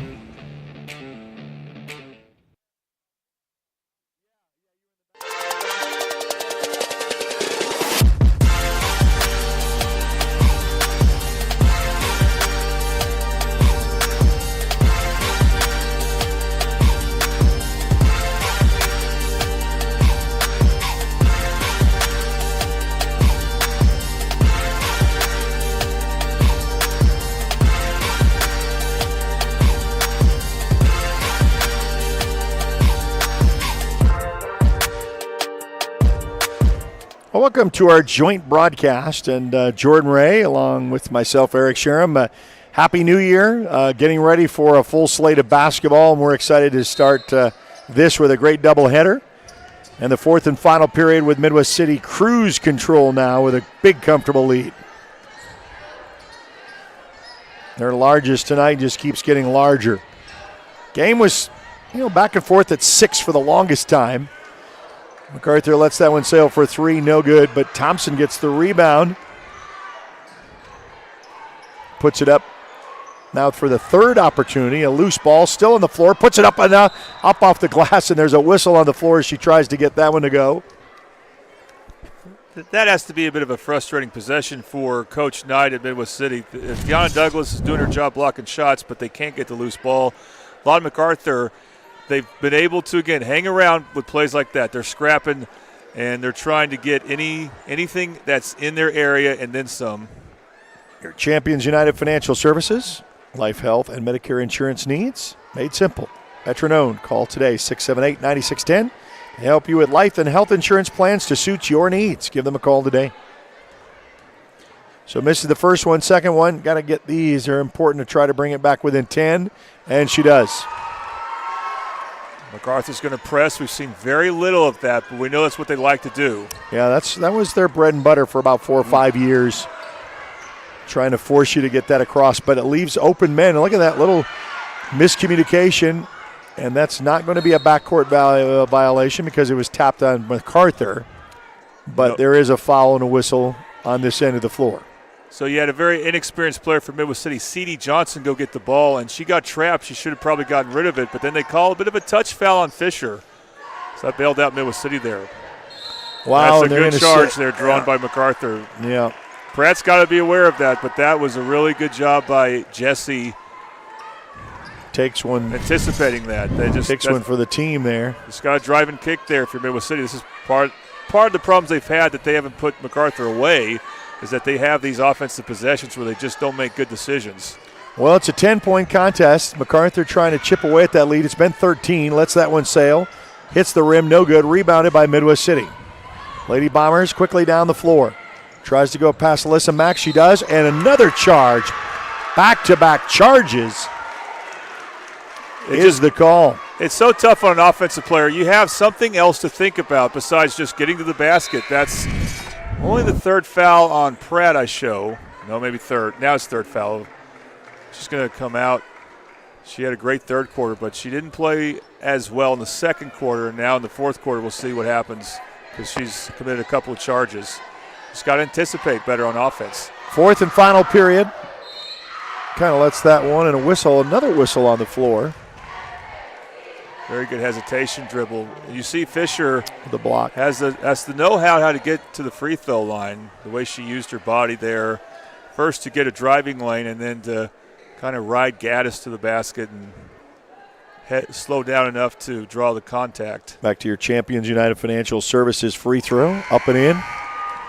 By the way, I want to say we appreciate our quarter sponsor here. I'm bringing over another Mid-Del sponsor here in Casa Juanita, Mexican food restaurant in Del City. We ate there on Tuesday, and it was fantastic. So it's our joint broadcast with a representation of Jordan Ray from Midwest City, myself with Macarthur. Great night of basketball on a Friday night. Even if it's cold, you can stay inside. Enjoy this one. Boy, she had the nice move on the floor. She just put herself in a great position for the two. That's a real important basket by Pratt. Individually adjusting to all the offensive fouls that are being called, but then also helping the team because MacArthur's gone on a run there.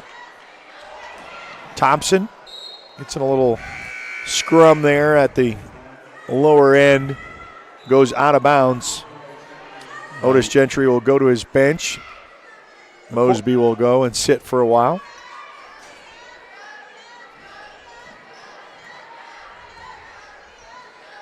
And they're really trying to go to low post with Alyssa Mack, but Midwest City has really taken that away from him. But stand back, hit the three. We'll take that with an ice tray 3-point.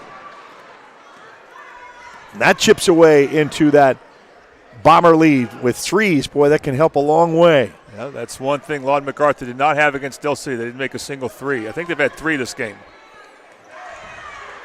Stopped, and then another three coming back the other way. And, boy, that was pretty. Ice tray 3 and a timeout on the floor. We'll take it with him. We'll be back right after this on the Oklahoma Sports Network.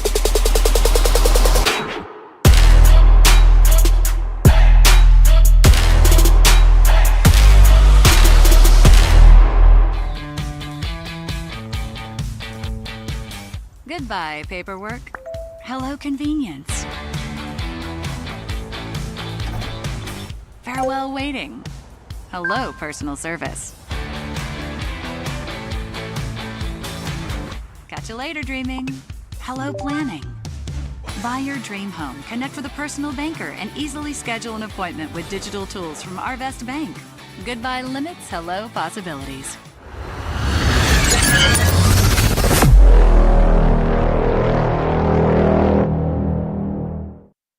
Well, back to after the Midwest City Bomber timeout. And a 35-42 Bomber lead with 5.5 to go here in the fourth and final period. We've seen Fisher really step up for Lawton MacArthur this half. Will continue. Nice little step inside the lane, goes off the mark, high off the glass, no good. And that's where I would go for Lawton MacArthur. Janiyah Fisher or Layla Mosby just creating. Looks back for coach with a play. Back at the top of the key. 5 minutes left to go. In the lane, took that little step, slid across in the lane, get a pass out. We'll start back anew. It's good drive and kick basketball. Loose ball picked up by the Lady Highlanders. Trying to make something happen.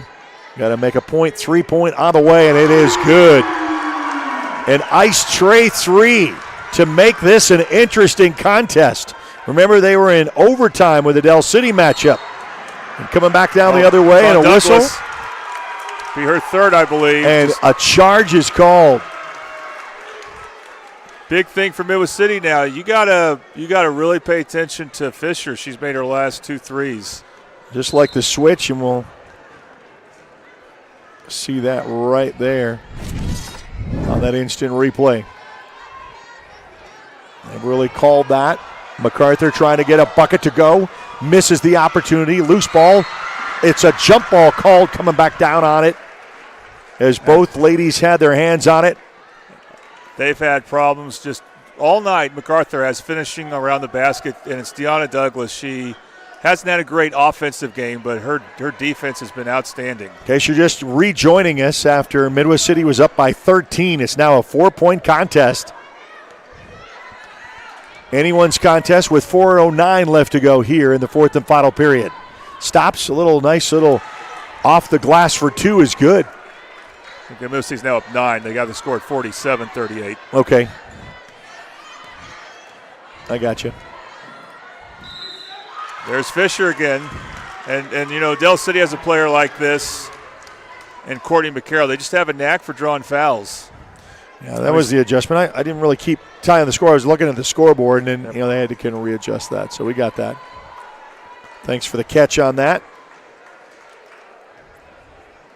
Seven Miller couldn't believe that foul was called, and she has kind of a point, but Fisher's so skilled at using the basket, and this happened in the Del City game, but I think it's even more so this game. We're seeing scoring from her that we didn't see in the first half. She struggled in the first half, but she really is stepping up in the second half again.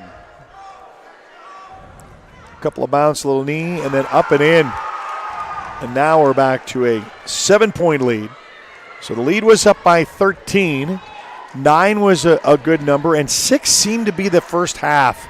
A lot of a 6-point Midwest City lead. And then Macarthur could never really they got within 3 at one time, and then that was it. Lets that one sail. No good. Mac with the rebound. At this point, when you have the lead, you want a wide open 3 or a layup. Alyssa will take it coast to coast. She does not connect. Loose ball, picked up and stolen by the Lady Highlanders. 3 ball on the way. Front iron's no good. That crowd was ready to erupt. Explode, yes.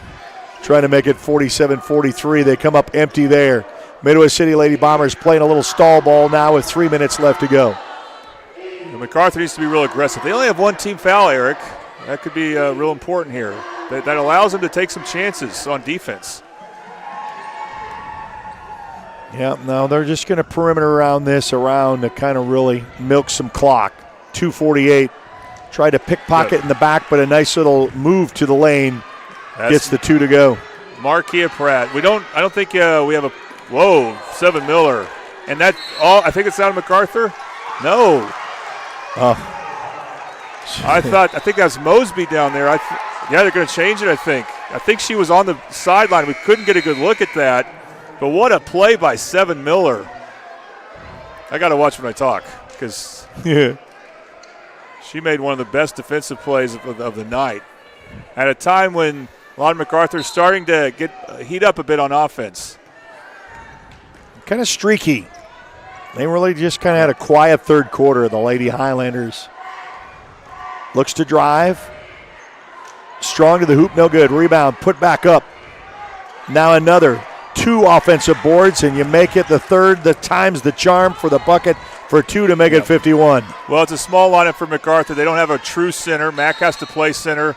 Timeout. We're going to have a full timeout by Coach Gentry, and I think that definitely exposes you on the defensive glass if you're Lawton MacArthur. We'll take it with them. We'll be back right after this on the Oklahoma Sports Network.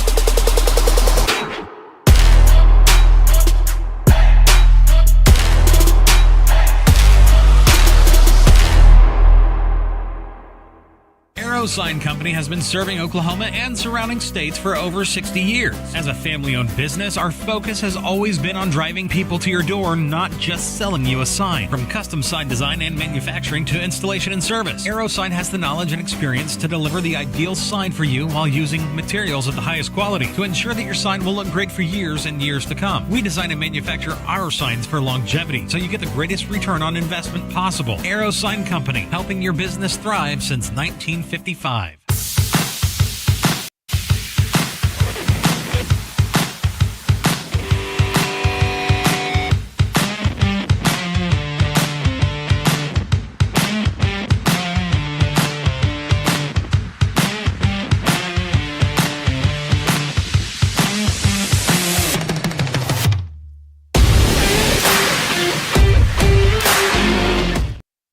Back to action here on the Oklahoma Sports Network with 2:03 left to go in this contest.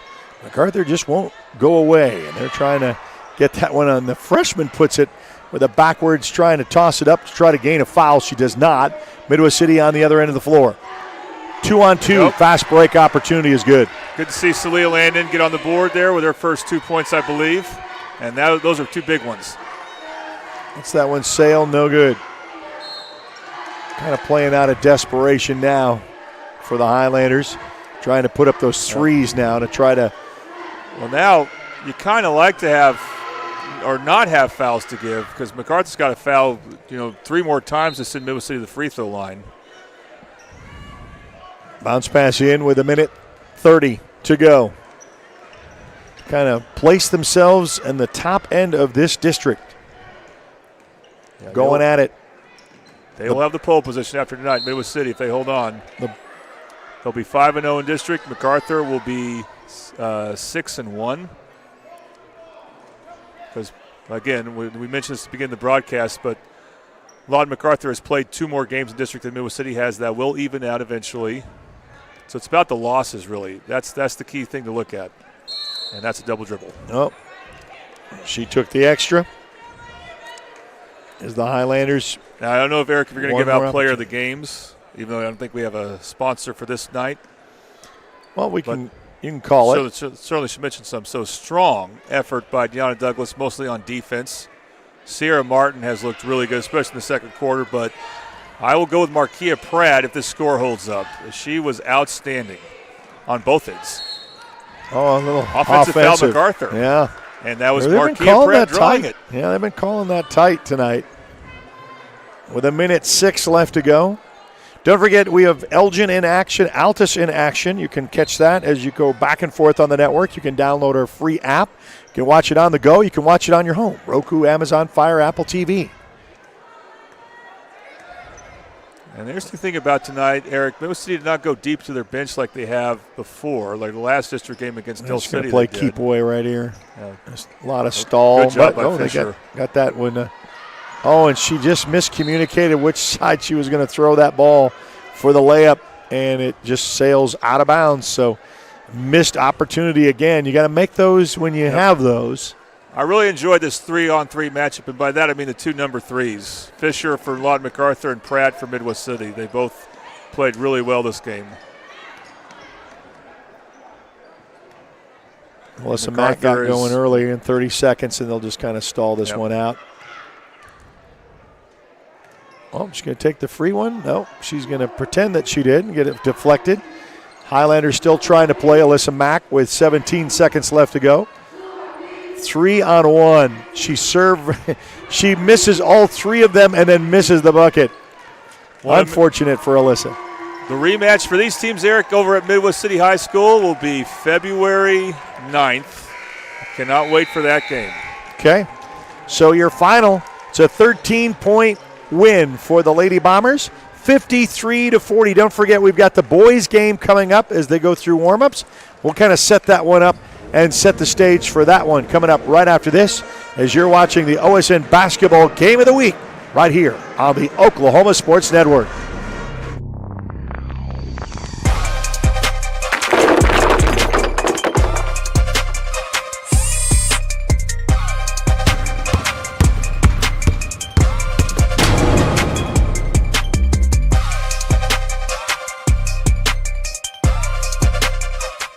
Here at Classic Lawton Chevrolet, we love our community and we want to show our appreciation. We offer savings for military, first responders, college students, and educators, giving back to those who give everything they've got. What's in your driveway? You don't have to come onto the lot. We'll bring it to you. Get a 360-degree view and video summary of every vehicle. Top dollar for your trade and even get pre-approved. ClassicChevyNation.com. What's in your driveway? Enjoy the difference. At Firehouse Subs, a portion of every purchase helps provide life-saving equipment to first responders across the country. So at Firehouse Subs, we don't just make subs. We make subs that are big, bold, and craveable. We make our subs differently because our subs make a difference. Whether you order online or on our app, Firehouse Subs Rapid Rescue to Go will have your subs boxed, bagged, and ready for pickup. Firehouse Subs. Enjoy more subs. Save more lives. Bank First is uniquely Oklahoman, deeply rooted in over 50 communities statewide. From those roots, our investment in education springs forth, helping to raise the Oklahoma leaders of tomorrow while providing financial strength to the business leaders of today. That's the kind of loyalty that helps entire communities thrive. Bank First, loyal to Oklahoma, loyal to you. College is about more than just a degree. It's a journey. Bank First is uniquely Oklahoman, deeply rooted in over 50 communities statewide. From those roots, our investment in education springs forth, helping to raise the Oklahoma leaders of tomorrow while providing financial strength to the business leaders of today. That's the kind of loyalty that helps entire communities thrive.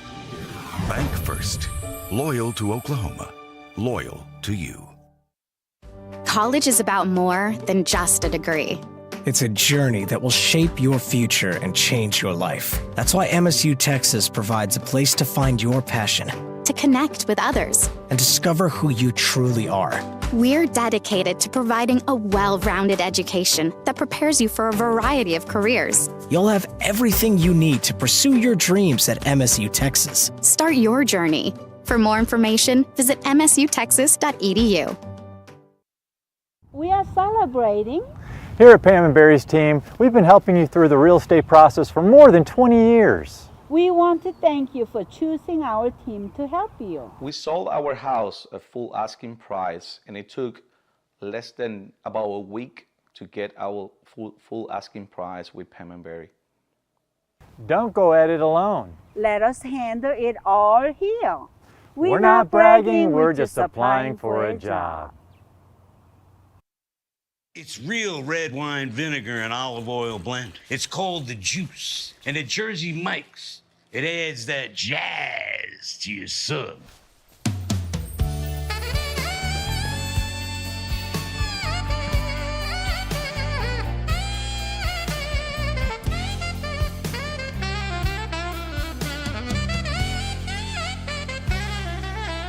Add a flavor zing with the Juice. Jersey Mike's, a sub above.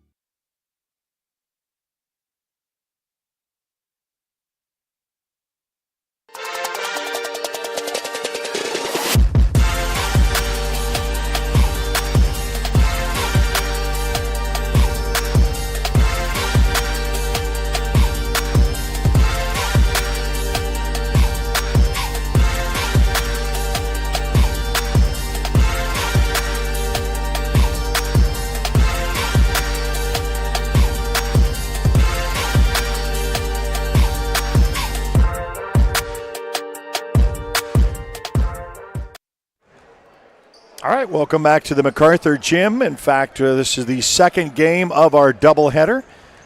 Want to welcome you into the broadcast. We have the Macarthur Highlanders against the Midwest City Bombers, along with myself, Eric Sherham, and Greg Hinton, videographer. And we've also got Jordan Ray, who calls for the Midwest City Bombers. Throughout the football season, I've got the Macarthur Highlanders throughout the football season, so we get to have joint efforts on these. In fact, you kind of put this on the calendar as a request night of, hey, I'd like to come down and see that matchup. Well, we want to show everyone why. Let's look at the 5A boys standings, Eric. And sure. It's a little different than the girls because Lawton Macarthur on the boys' side lost to Del City. This is still, though, 1 versus 2. But now Midwest City's ahead at the moment because they haven't had any losses in district. Macarthur has more wins because, again, like on the girls' side, they played more games in district. That's going to even out. But 1 versus 2, so this game also will have a huge impact on who finishes first, who finishes second, and then don't forget about Del City because they beat Lawton Macarthur 3 days ago, so who finishes third. And very exciting matchup. Lawton Macarthur on the boys' side, they lost to Del City pretty solidly, so they have that loss that they get to have. I say get to, but you hope that they can really respond and play a better game on the offensive end especially. Well, and a little bit of surprise. I mean, kids come and go. I mean, Del City is the state defending champions, and they beat Carl Albert, and and now they're kind of finding a new identity. You lose players, they go off to college. That's just the way that is, and then you got to find yourself in a fight. And you talk about that top that is so jammed up with great talent in the 5A level with these teams, including Midwest City, Del City. And Midwest City was always on the fringe when it was Del City, Carl Albert. Now it's kind of switched, and Midwest City has kind of rose to the top there. And that's because of a couple of additions. First of all, their brand new head coach, Torrey Noel. He was an all-state player at Midwest City back in 2014, and he brought with him on staff his old coach, Dwayne Bradley, who I coached with for a couple years before he left to coach at Noble for 3 years. So he's back as an assistant coach. And they also have the number 1 junior in the state, Carl Sean Young, who is committed already to play at Oklahoma State. Yeah. And interestingly enough, he's not starting. The 2 leading scorers for Midwest City, him and Roy Henderson, who both played outstanding in the PCI tournament. They won the PCI tournament, Eric. That's a really good field of 6A teams. Midwest City beat PC West, Tulsa Union, who has a 7-foot, 300-pound player, and they're not a big team as Midwest City, so that's a lot to go up against. And then Norman North, who's a traditional 6A power in boys basketball. So they're playing good basketball right now, and it's going to be interesting that Lawton Macarthur will have the size advantage thanks to Brendan Malone. He impressed me the most in the Del City game.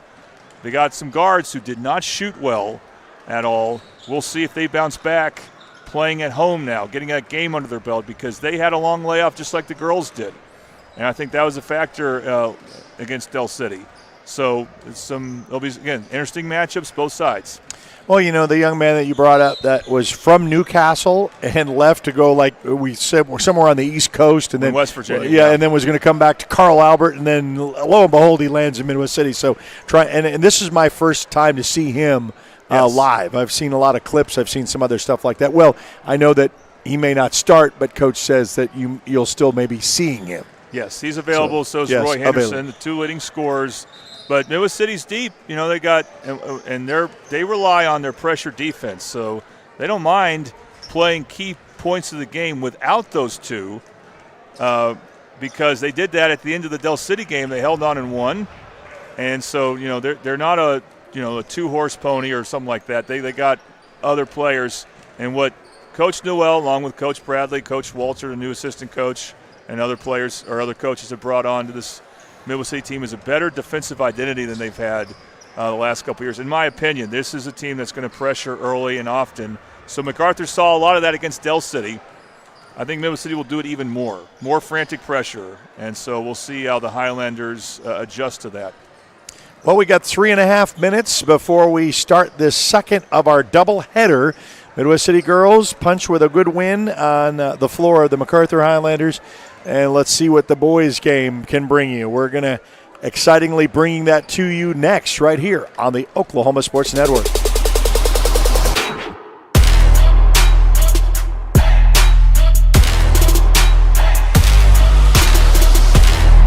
Scooters Coffee, world-class coffee rooted in quality, with 2 locations to serve you in Lawton and Elgin. Wake up to the amazing aroma of quality, from their hot and iced drinks to blenders, smoothies, teas, to even their great food delights. Or why not try their at-home coffees or coffee on the go? Locally owned and operated, Scooters in Lawton and Elgin. Scooters, rooted in quality. When it comes to your health, you want and deserve the best. You want a hospital with the highest quality scores in the region and one that provides safe, excellent care. Southwestern Medical Center has been a part of this community for 115 years and has a history of delivering compassionate, skilled healthcare to Lawton and Fort Sill.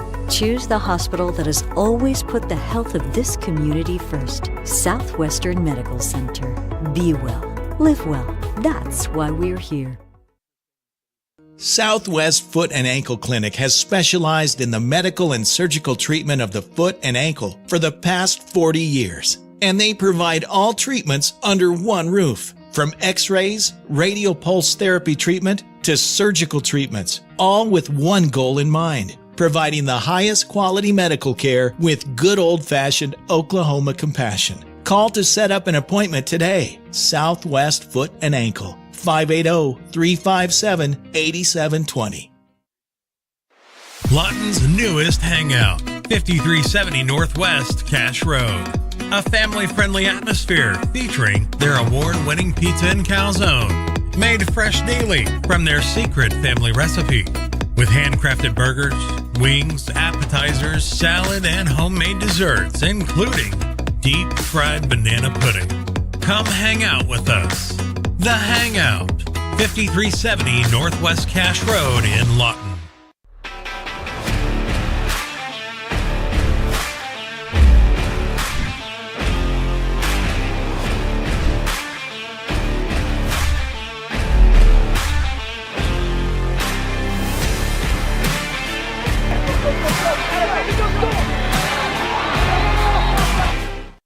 right, ready to set this one up. And we're live at the Macarthur Gym getting ready for our starting lineups. And we'll send it over to Jordan Ray when they do, announcing the Midwest City Bombers.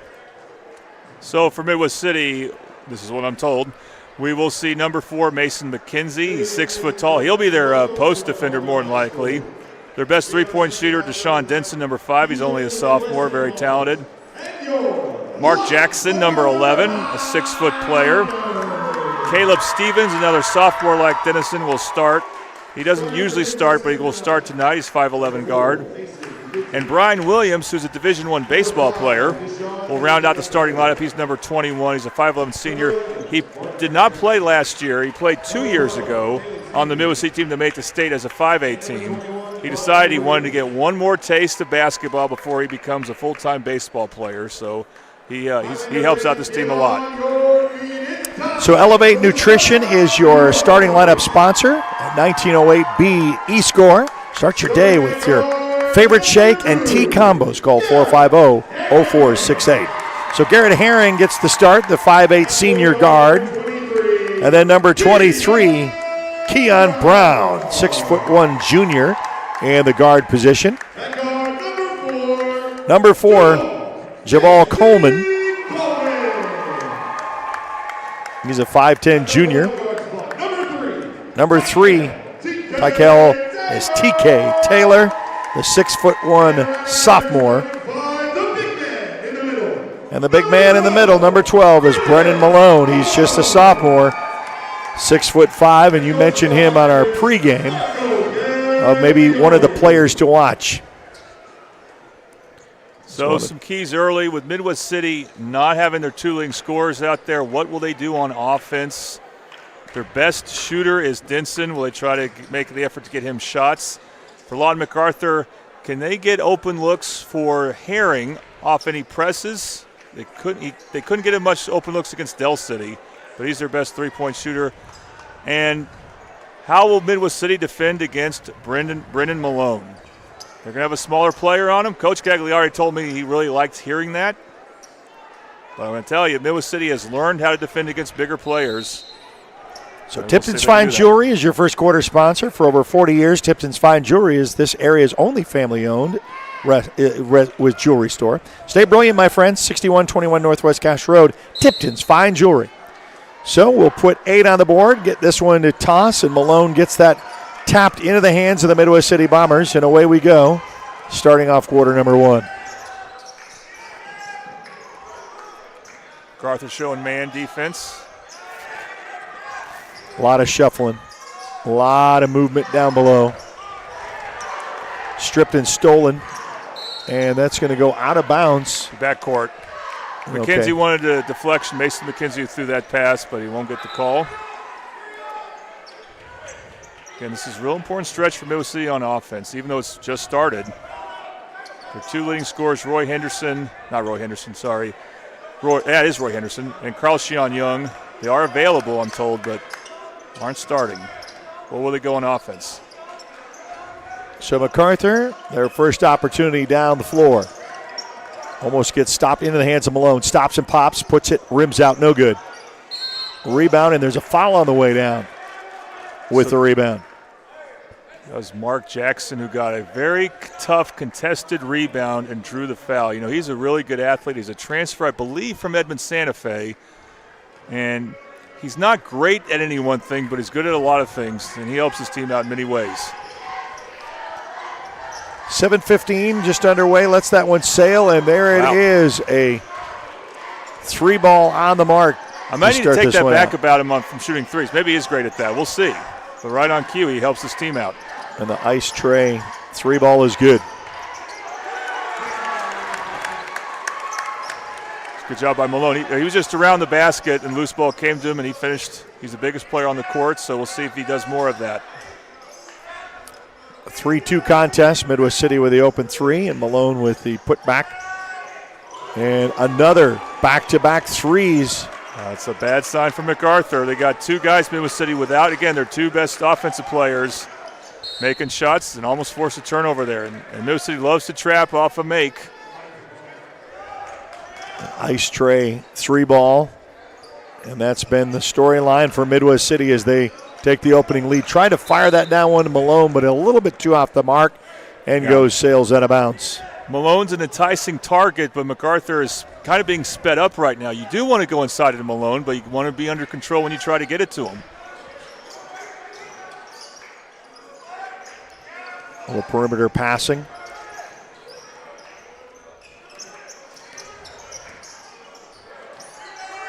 Lets that one sail. Boy, wow. Just like right that. You couldn't ask for a better start. 3 for 3 from three-point range. The ice tray three is just like that. Made it 9 points right out of the gate. Macarthur trying after the Malone, the jump ball is called. After Malone gets that lone basket for the Highlanders. It's been Midwest City, and they've been wide open shots too. And Macarthur just needs to be able to not get too sped up on offense. Gonna three ball that. Hits the iron and back the top of the glass for out of bounds. One of the problems the Highlanders had is Taylor and Coleman, probably their two best guards. They were ice cold against Del City. They got to find a way to create offense, and that means they score or they get to Herring and Malone. Macarthur in their all whites, Midwest City in all black, dark. Three ball on the way. And the other side, this misses the mark first time off the glass and into the hands of the Highlanders. Makes that little hard step and then in. What a great move there by Brown. Downtown Brown takes it for the two. Man misses that, puts it up strong, and there's going to be a whistle on the way in. Just a good job by Mark Jackson to be in the play somehow, getting that offensive rebound and getting fouled. You know the three-point shots will eventually start missing for Midwest City. They now missed their last two. But what happens when you miss those, you can get long rebounds. So your Champions United Financial Services. Free throw, opportunity, life, health, and Medicare insurance made simple, veteran-owned. Call 678-9610. They help with life and health insurance plans to suit your needs. You know, this Keelan Brown, a player for Macarthur, he's listed at 6'1". He looks bigger than that. So that's two matchup advantages Macarthur has inside if they're able to take advantage of it. But it's easier said than done against Midwest City. Brown will take it. Little dish-off pass over to Taylor. Loses it momentarily, and a travel is called. Man, that tough one. Brown I didn't see had it the three. Yeah. I thought Taylor got rid of it before he walked. And the hometown crowd gives him a little displeasure on the call. Yeah, but again, Tykel Taylor got sped up there. So, again, he wasn't comfortable making that pass. Back down the other end of the floor. Loosed. Second jump ball, so back to the team that won the jump ball initially. That's Midwest City.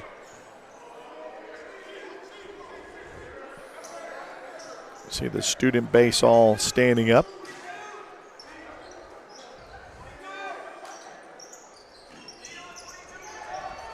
I think Coach Gagliardi is calling for a zone, and they're not giving it to him. They're sticking man.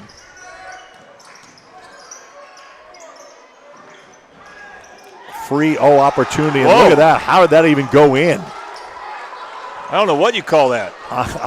But whatever it is. Lost for words, yes. That's a grown man finish either way by Mason McKenzie. Yeah, almost a rejection, and then slides the feet up for a three ball on coming out the other way. Hits the front of their rim. No good. Rebound, Midwest City in the fast break opportunity. Fakes the three. Baseline. And then they're going to say a whistle on the floor. Charge. And an offensive. The refs are calling that offensive foul. Midwest City, and that's one reason you want to watch the girls' game besides you want to support the girls. Same refs for the boys' game. You got to look how they're calling that offensive foul for one. Slowly take that across the timeline back over to Brown. Tries to get under there Malone, who is double-teamed down below him. We got a whistle away from the call. You see Malone's being guarded by Mason McKenzie. He's about 6 inches taller. It's a good matchup for Macarthur. But McKenzie's is not just going to play behind him. And it's really important they call that foul for Lawton Macarthur. Oh, nice little double team over Malone. Does the turnaround jumper, no good. Rebound in Midwest City coming back down the other end of the floor. And already we're halfway through quarter number one. Well, I don't know what the call was. I thought that's a foul on Brown. I thought he pushed, I thought it was McKenzie. But, I mean, MacArthur's they got a good play to Malone earlier, and he just couldn't make it. And I think that's part of the being sped up. You just feel like you got to do everything a little faster that makes you miss shots. Got the trap and the double team back out. Wide ball open three. Hits the front iron, but a nice offensive rebound. Delays, puts it back up. Malone tries to get the rebound. No good. Rebound, loose ball. Midwest City on the other side. Open end. Fast break opportunity and a timeout on the floor as coach wants to talk about it. So as they take it, we'll take it with them. We'll be back right after this on the Oklahoma Sports Network.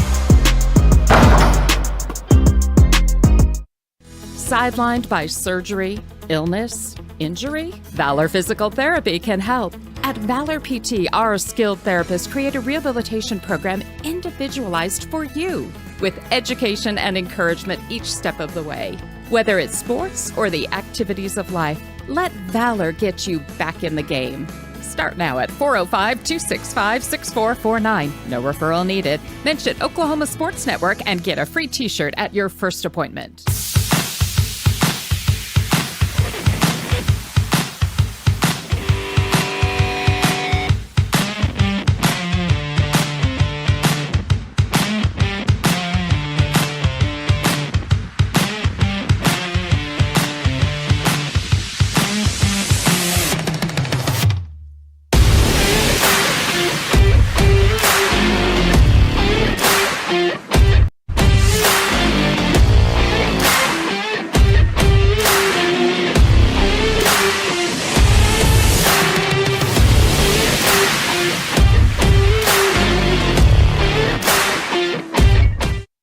Well, welcome back to the gym, the Macarthur Highlanders. Well, we've got a Midwest City Bomber 15-4 lead, and Coach Gagliardi wanted to call a quick timeout after Midwest City fast break. Look for, and they're going to say the bucket counts and the harm. We'll get to see that here on instant replay. Going down to the big man to make something happen.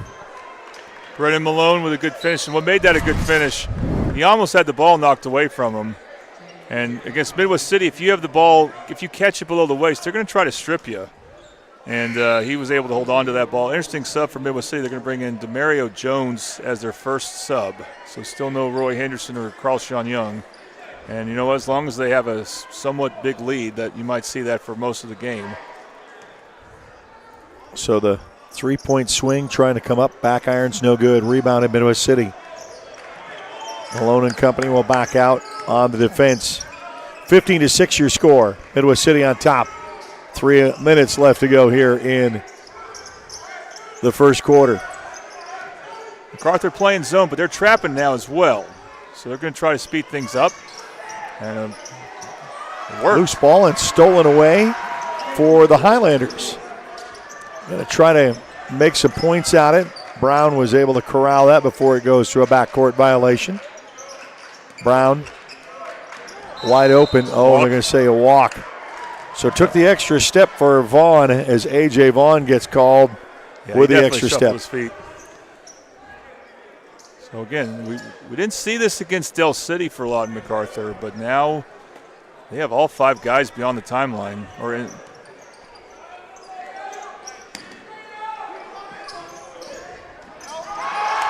Oh, and that's deflected. Great opportunity by Malone with his stuff, but Midwest City, though, gets it, and I'll tell you what, silences the crowd with that one. And an ice tray 3. Denson can be hot the whole game. Number 5 for Midwest City. Midwest City putting on a little clinic here in the first quarter. Rifled pass down to Vaughn, and there's a foul.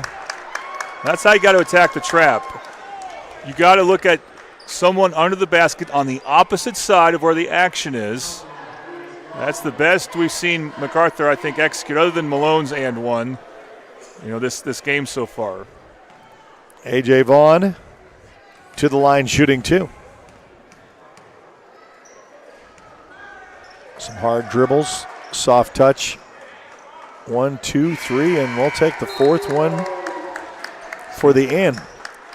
The way Midwest City plays, you can score on them. You're going to get some open looks. The question is, will you also be turning the ball over enough that will lead to some easy baskets for Midwest City? A.J. Vaughn to try to make this a 10-point contest, trying to chip away at that Midwest City Bomber lead. Bending the knees, up, and no good. Rebounded Midwest City. Down the floor, tapped away, almost stolen, but into the hands of the Bombers.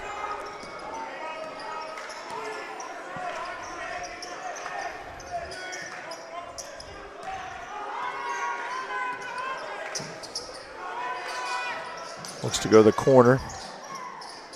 Up top, man, from downtown and no good. So a first miss for a 3 opportunity when Midwest City is just making it rain on the floor. Man, that was slightly deflected, but into the hands of the Highlanders, and they're going to say a travel with an extra step from Taylor. That's just, again, the Midwest City forcing a dead ball turnover, but they did it because of the way they're trapping. Lon MacArthur just got sped up again, and I know it's kind of I've been a broken record about that. By the way, now Midwest City going in with one of their leading scorers, Roy Henderson, who normally starts for him. We'll see if he can make a difference for him coming off the bench. Lets that one sail for 3, and there it is. Yes. Yes, we can definitely make a difference coming off the bench. An ice tray 3 as the Midwest City Bombers really sailing in cruise control mode on this first quarter.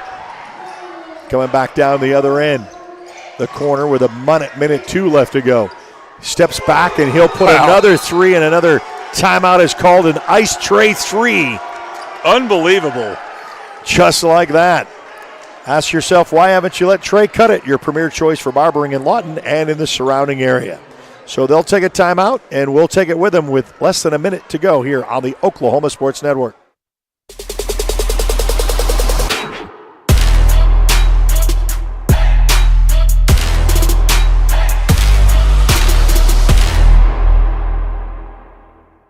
When it comes to your home, you need someone that you can trust to keep it safe and protected for you and your family.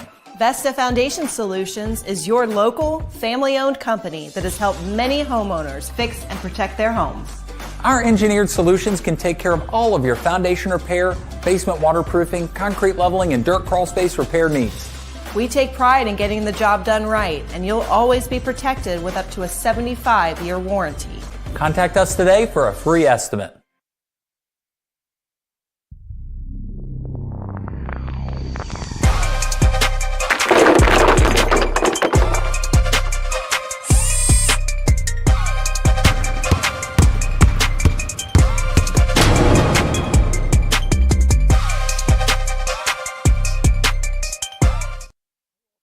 Macarthur Gym, another timeout called, and Midwest City is just making it rain on the floor with these 3s.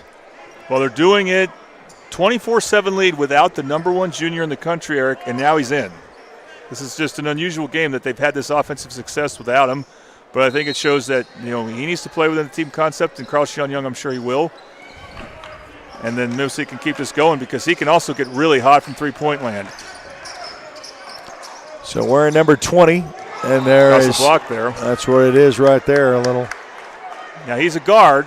Make no mistake, but for this team, he needs to play the post on defense a lot because he's their tallest player. And there's a little bit of stuff in there. He's already going to follow the hold. Yeah, welcome into the game. You're going to pick one up. And you want to know, okay, we're in the bonus now, or penalty if you're Midwest City, because you don't like, again, sending someone to the free throw line with that type of foul when you're just grabbing them. They don't even have the ball. But now we see Malone with 2 free throws. Well, in 46 seconds, that's going to change again, and we'll clean the slate. But they're going to take advantage as much as they can, the Highlanders, to try to chip away with anything at this lead. The thing is about a team that plays like Midwest City, they're going to go on big runs. But you can go on a run against them from time to time. You just got to make it a big one. Puts it off the back iron, no good. Lets that one sail out of bounds. Roy Henderson's about 6'2". Deshaun Denson threw that pass to him like Henderson was 7'2". Yeah. A little bit of size difference there.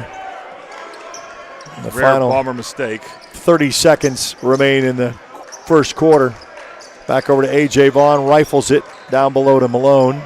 Gets caught up with 3 Midwest City Bombers defenders loose on the floor, and a whistle is called to go out of bounds. So Malone not able to corral that. Give credit to Carl Sean Young. He's serious about playing defense.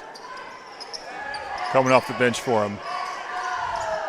Final 18 seconds. Play for the last shot, trying to get to double digits for the Highlanders. 11 seconds. 6 seconds. Midwest City will hold on to that. 4 seconds. Let that one sail, and look at that. An ice tray 3 to end the first quarter to make it 27-8 after 1. Yeah, we'll be back with second quarter action right after this on the Oklahoma Sports Network.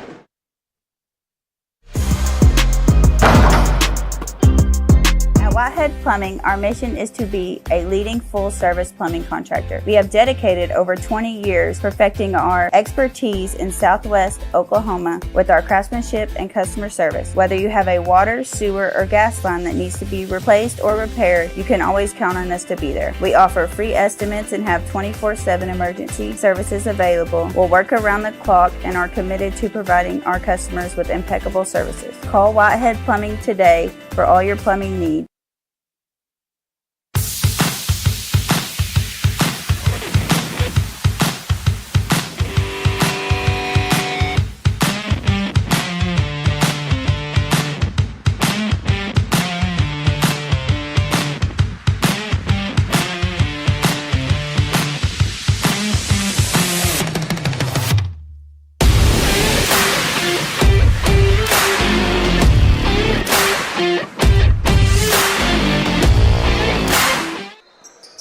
All right, so back to action. Very ugly first quarter, and whistle already. Ugly first quarter for the Macarthur Highlanders. In Midwest City, a storyline has just been raining in threes, and I think they only missed one. Answer defense. Brian Williams forces a turnover on Xavier Alcido. Just the pressure for Midwest City is making Macarthur uncomfortable again. I've been saying that a lot, but that's been one of the big themes.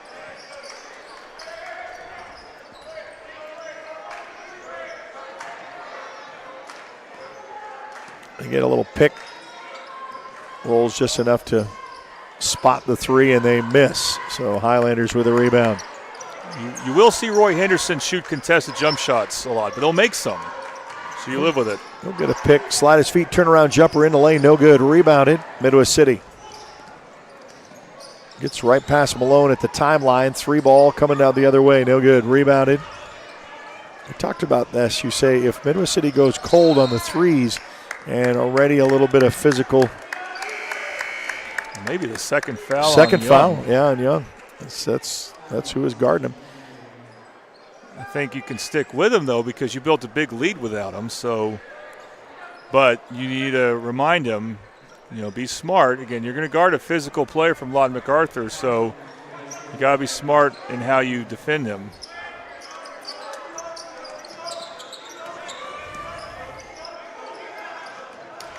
A little contested there and goes out. Del City plays high-pressure defense too, but I think Lawton Macarthur looks even more uncomfortable against Midwest City. And that's surprising. I thought the Del City game would give him some good reps. Trying to find a rhythm, though, and 3 from downtown, no good. So that's been like the last 3 trips down the floor. Midwest City has come up empty with threes. The Highlanders have not really responded back. Yeah, I think you want the threes you take, even when you're hot, to be off a kick out. They haven't really gotten inside yet to make that kick out. A.J. Vaughn, because the pressure, reverse layup, no good. Now reverse coming back the other way is good for Austin. Adam Austin finally gets the Highlanders in double digits. See, if they trap you, if you trap a team and then they beat the trap, they're going to have a numbers advantage in the paint pretty quickly, and they can get offensive rebounds and putbacks off of that. Again, a miss on the 3 for Midwest City, and that's how basketball has the reins of hot and cold when it comes to threes. Highlanders trying to chip away at this lead. Trying to get to A.J. Vaughn. Tipped out, but last touch by Midwest City. Good denial defense by Mark Jackson. He's had a tremendous game. He's really good on defense, and he'll compliment you on offense. If Macarthur scores here, you might think about calling a timeout just to get your offense focused again if you're Midwest City, because the three-point shots they've been taking, they're not horrible, but you would like to try to get the ball inside some still too. Had to go way on the other end of the court to get this one set up, and a whistle on the way in. As Brown takes it strong to the hoop and gets the slap, and he'll go to the line shooting too. Jarvis Nash is getting called for the foul. He's the only player on Midwest City who plays football this year. He had a touchdown, actually against Lawton Macarthur, a long touchdown. We put that on our video stream of highlights. And last time I saw him against Del City, he had a pretty good game coming off the bench. So he's someone who can give them some quality minutes. Well, he misses tough one both. there. Young kind of fought Nash for it. Not on purpose, but he couldn't corral it, so Macarthur misses 2 free throws, but they get the ball back.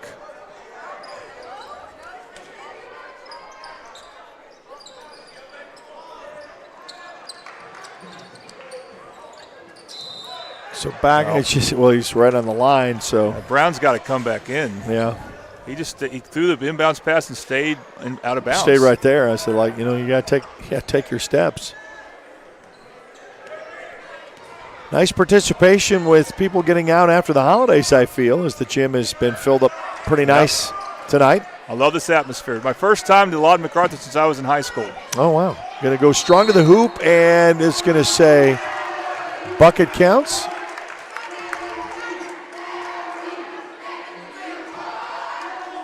Or are they? Nope. No. Well, they're counting it in, but still calling an offensive foul, I think.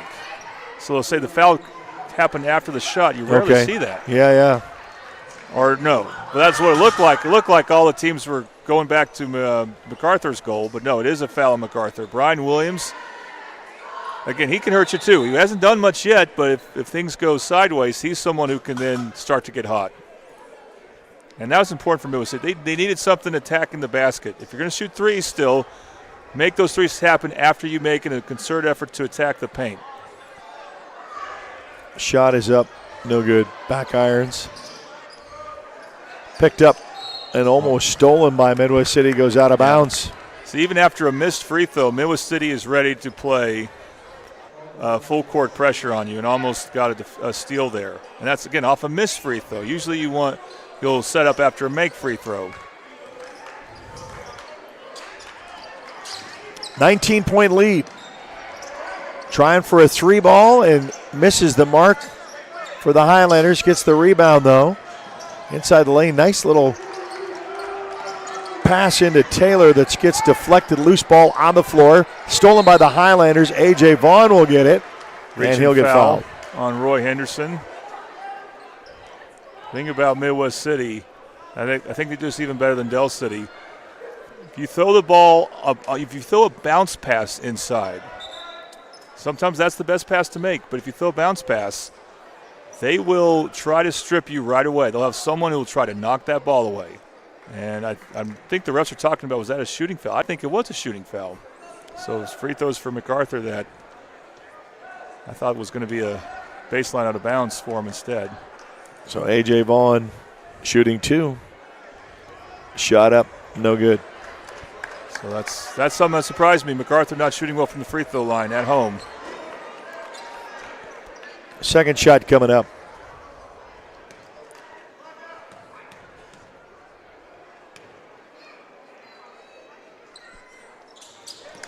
It's that one to go.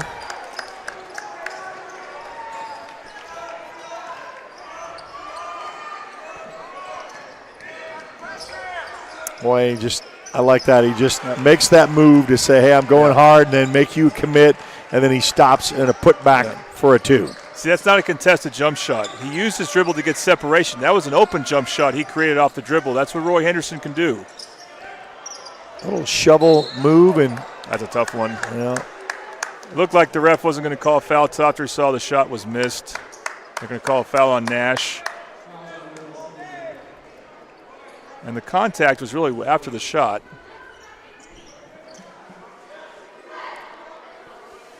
Meadow City with already 4 fouls here in the second. Yeah, they kind of play like the girls' team. They will foul more. It's going to rolls out for Taylor. But it hasn't mattered because of the free throws for Macarthur. They're not making them. 20-point lead for Midwest City. Really started in the first quarter with a lot of rain of threes. And that's continued. Kind of shut down on the threes, though, in the second quarter. Gets the second one to fall. Bombers coming back down the other way. What a move. So you got to respect his three-point shot, talking about Denson, so he can attack once you show him enough respect. Excellent footwork. Oh, and there you go. You finally get to answer with a ice tray 3. Let Trey do it. We haven't seen much of that from Herring. He hasn't gotten open. I'm surprised. Put back 3, coming back the other way, no good.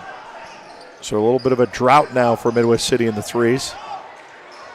Putting a little bit of a press and pressure on for the Highlanders. Oh, and contested, got that one blocked. Then tipped around, stolen. Highlanders, 3, sets his feet, puts it in, no good. Well, I thought that was going to go. A.J. Vaughn with a rebound, put back off the glass for 2 is good.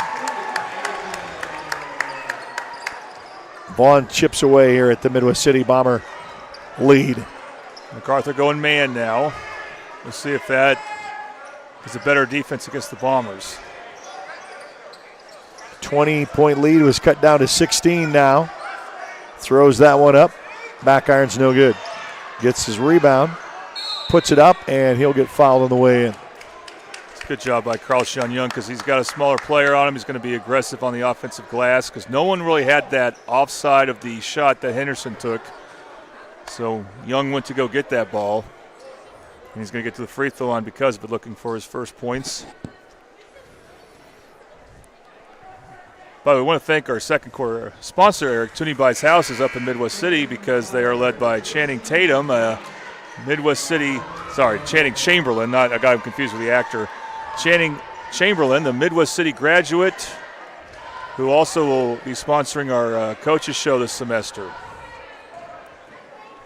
It's a joint broadcast for those who are watching on the Midwest City channel and for those who are watching on the Macarthur channel, both in the Oklahoma Sports Network. That's that one to go. Second is good. Makes it 35. Tries to put that with a 3 at the line. No good. Rebound Midwest City.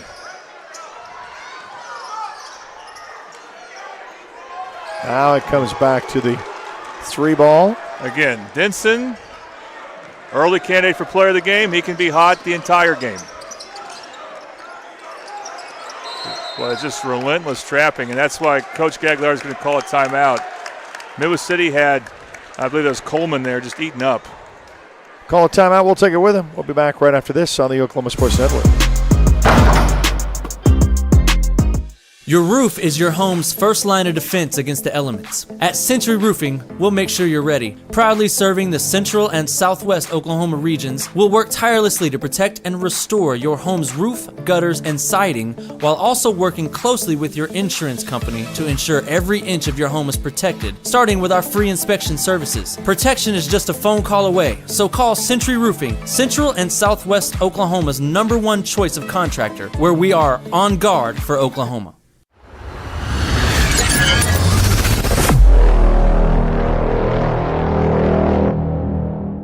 Our OSN basketball game of the week here at the Macarthur Gym featuring the Midwest City Bombers and the Macarthur Highlanders. Midwest City leads 38-17. Don't forget Elgin in action as well with boys and girls. And Altus playing Shawnee. Saturday we'll have some wrestling action up in the Mid-Dell area. And then all next week, the Comanche County Basketball Tournament. The end of next week, the Carl Albert Tournament. A little bit different now, Boys are out. It's an all-girls tournament. That's right. Carl Albert boys will be going to Moore for that tournament that week. But also, Altus will host Carl Albert on Tuesday. All right, so you got a lot of basketball still yet to play here on the Oklahoma Sports Network. So download our free app. There it is. A little put-back layup is good for 2. You know, good things happen usually when you give the ball to Brendan Malone. Lawton MacArthur should not lose sight of that.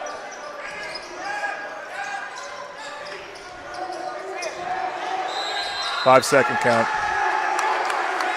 So it's going back the other way.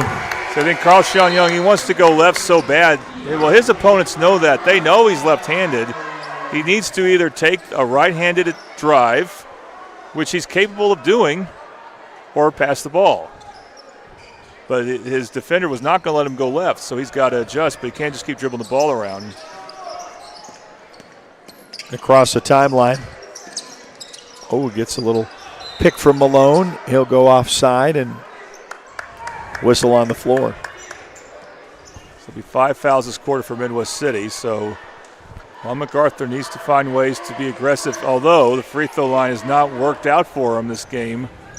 You expect that to change. This Lawton MacArthur team, again, they lost their first district game Tuesday to Del City, but they've been winning their other ones. I think they were 5-0, so you know they're confident with these shots. Just hasn't worked for them tonight so far. Finally get to 20 in your Champions United Financial Services free throw, life, health, and Medicare insurance made simple. Veteran-owned. Call today, 678-9610. Well, second shot got the shooter's roll with a couple of a bounce to get them both. Make it 38-21. 17-point lead. It was up to 20 for Midwest City. Young try to get both defenders, kick out for a 3, and that goes in. Boy, it just falls in. Carl Sean Young's best plays have been the assists he's gotten to three-point shooters. One at the end of the first quarter and that one there to Denson. Steele coming back down the other way. Waits 3, sets that one. No. Gets the rebound but goes out of bounds. Last touch by MacArthur. So Midwest City will take it underneath their own bucket. Mark Jackson with a miss. You know, I don't think he looks for his 3 normally a lot, but because he had his first 3, I think, in the first quarter, his first 3 threes, he's been very aggressive with that shot this game. Back to a 20-point lead for the Bombers with $1:25 left to go before the half. Girls winning for Midwest City Lady Bombers in the first of the doubleheader. Almost falls, regains his balance while dribbling the ball. That's some true athleticism. Goes out of bounds, but it's against the Highlanders, so Midwest City will still retain possession. I think, though, this is the best defense for Lawton MacArthur, a man defense. That's worked better than their zone. Up top to Young. Oh, he'll let that one sail. No good. Rebounded by the Highlanders with a buck left to go. A tie up and a jump ball is called. Possession arrow will go to Midwest City. You can't relax against the Bombers. That's for sure. We got some substitutions coming in. Young will check out.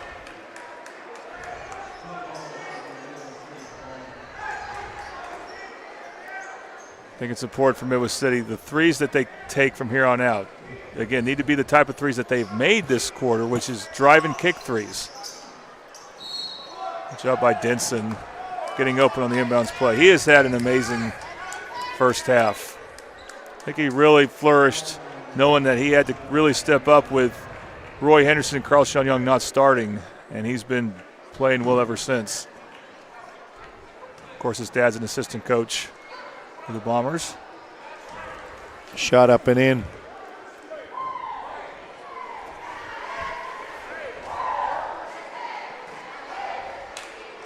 Second shot coming up. Also good. Putting on a clean first half for the Midwest City Bombers. And a little bit of pressure. And a steal tipped away at midcourt. What a play by the center fielder, Division I center fielder Brian Williams. Loose ball. Oh, and now taken back the other way, and it's one waits. Oh, and then a nice little dish back inside the paint. Goes up strong, up off the glass for two is good.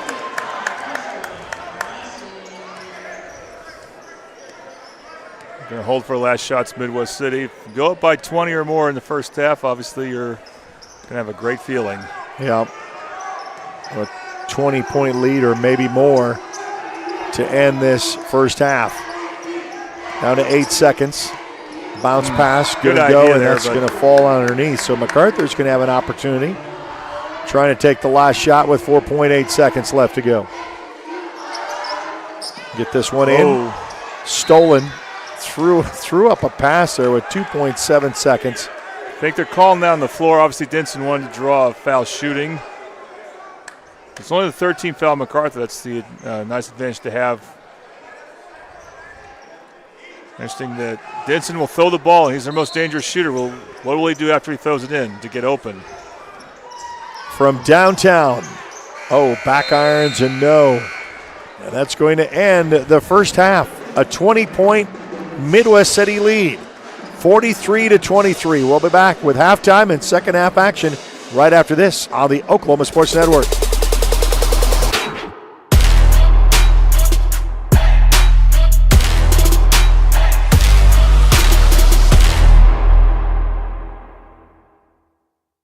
Coast Technology Group specializes in audio, video, and lighting for schools, house of worship, home, and business. Work with our team's engineers to design the right system for your conference rooms, video telecommunications, stadiums, auditoriums, video walls, home theater, and automation. Whether your next project is large or small, let our team with over 150 years of combined experience help design the right system with simple, reliable technology. College is more than just going to class. College is a journey. It's meeting new people and making new friendships that will last a lifetime. It's learning from professors who care about you and your success. And finding out it can be really fun and rewarding. It's discovering that thing you want to do for the rest of your life. Cameron University is all about helping you grow and succeed. Because your success is our success.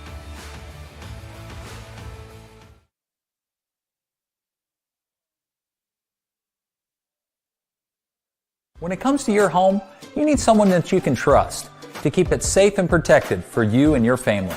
Vesta Foundation Solutions is your local, family-owned company that has helped many homeowners fix and protect their homes. Our engineered solutions can take care of all of your foundation repair, basement waterproofing, concrete leveling, and dirt crawl space repair needs. We take pride in getting the job done right, and you'll always be protected with up to a 75-year warranty. Contact us today for a free estimate.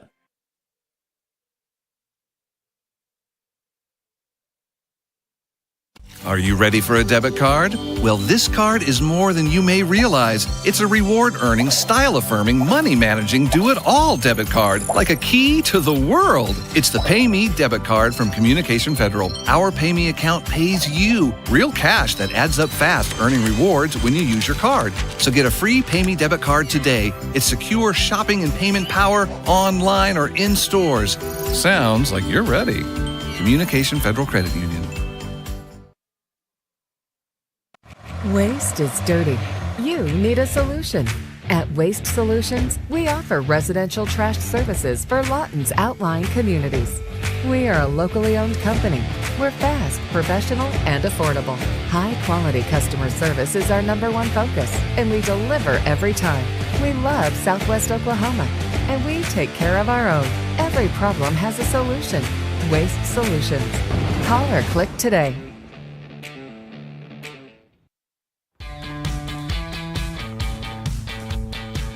Goodbye, paperwork.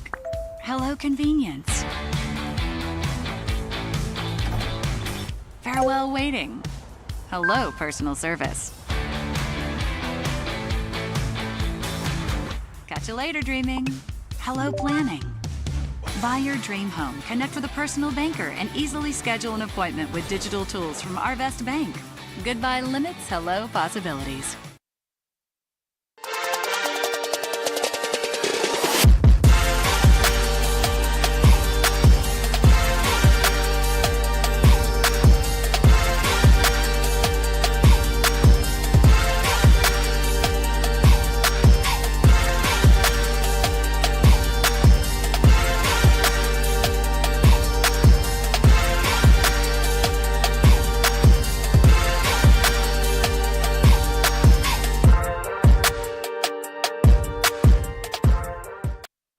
Well, welcome back to the Macarthur Gym, and I will say that for Midwest City, there wasn't anything that went wrong at all.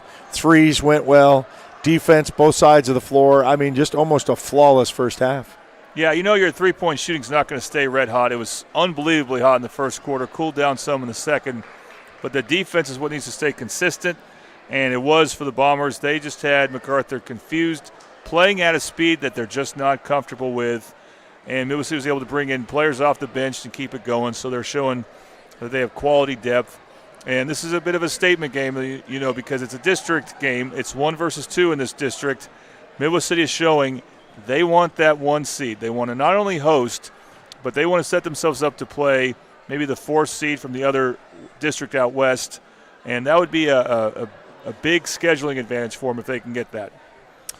Well, and, you know, what if you're Macarthur? What are you basically telling them at half if you're Coach Gagliardi? Well, I think that it's hard to tell a team to, you know, you don't want to slow down necessarily, but you need to find a way to get comfortable on offense. Things go well for them when they can get the ball in the hands of Brennan Malone. And I think on defense, you say, hey, we'll be fine. We defended better in the second quarter. We're going to stick with our man defense. That seems to force Midwest City into some mistakes. They're more likely to take some one-on-one shots, which is what you want.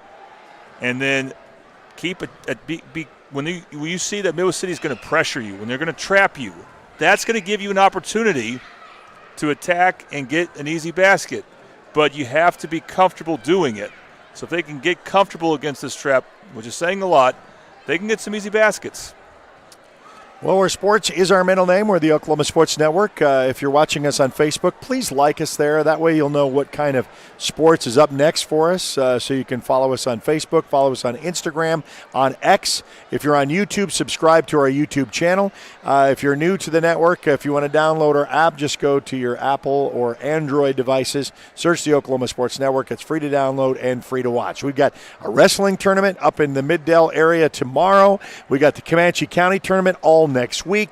Got the Carl Albert Titan Classic. That's going to be a girls matchup with Thursday, Friday, and Saturday next week. So, yeah, we've got a full week of basketball, wrestling. Yeah, you got it all here on the Oklahoma Sports Network. Coach's show on Wednesday. Oh, yeah, Coach's show in Mid-Del, yeah. And I'm going to look forward to seeing Altus host Carl Albert on Tuesday. So I'll be at my house tuning into that one. And so interesting for Macarthur. Also, they don't have another district game, I think, until January 26th, because they're going to have no game this Tuesday. They'll have the Newcastle tournament, both girls and boys teams, and I think their next opponent after that is Lawton High. So that will be the time where you see Del City and Midwest City start to catch up in district games played, and then we'll have a really good idea of how things look. But one thing I was talking about earlier, for both girls and boys, this is like a leg, the first leg of these matchups between these three schools. You throw in Del City as well. And we'll see it again, the rematches starting February 2nd, a Friday, when Midwest City goes to Del City. Tuesday, Del City comes here to Lawton Macarthur. That's the February 6th. And then February 9th, when Midwest City hosts Lawton Macarthur. And we hope to have all those games on the Oklahoma Sports Network. But it's still very interesting. I think Lawton Macarthur is capable of playing a lot better than this, and we'll see what adjustments that Coach Gagliardi makes. All right, we've got about a minute and a half till we start second half action. We'll do that right after this on the Oklahoma Sports Network. Arrow Sign Company has been serving Oklahoma and surrounding states for over 60 years. As a family-owned business, our focus has always been on driving people to your door, not just selling you a sign. From custom sign design and manufacturing to installation and service, Arrow Sign has the knowledge and experience to deliver the ideal sign for you while using materials of the highest quality to ensure that your sign will look great for years and years to come. We design and manufacture our signs for longevity, so you get the greatest return on investment possible. Arrow Sign Company, helping your business thrive since 1955. Here at Classic Lawton Chevrolet, we love our community and we want to show our appreciation. We offer savings for military, first responders, college students, and educators, giving back to those who give everything they've got. What's in your driveway? You don't have to come onto the lot. We'll bring it to you. Get a 360-degree view and video summary of every vehicle. Top dollar for your trade, and even get pre-approved. ClassicChevyNation.com. What's in your driveway? Enjoy the difference.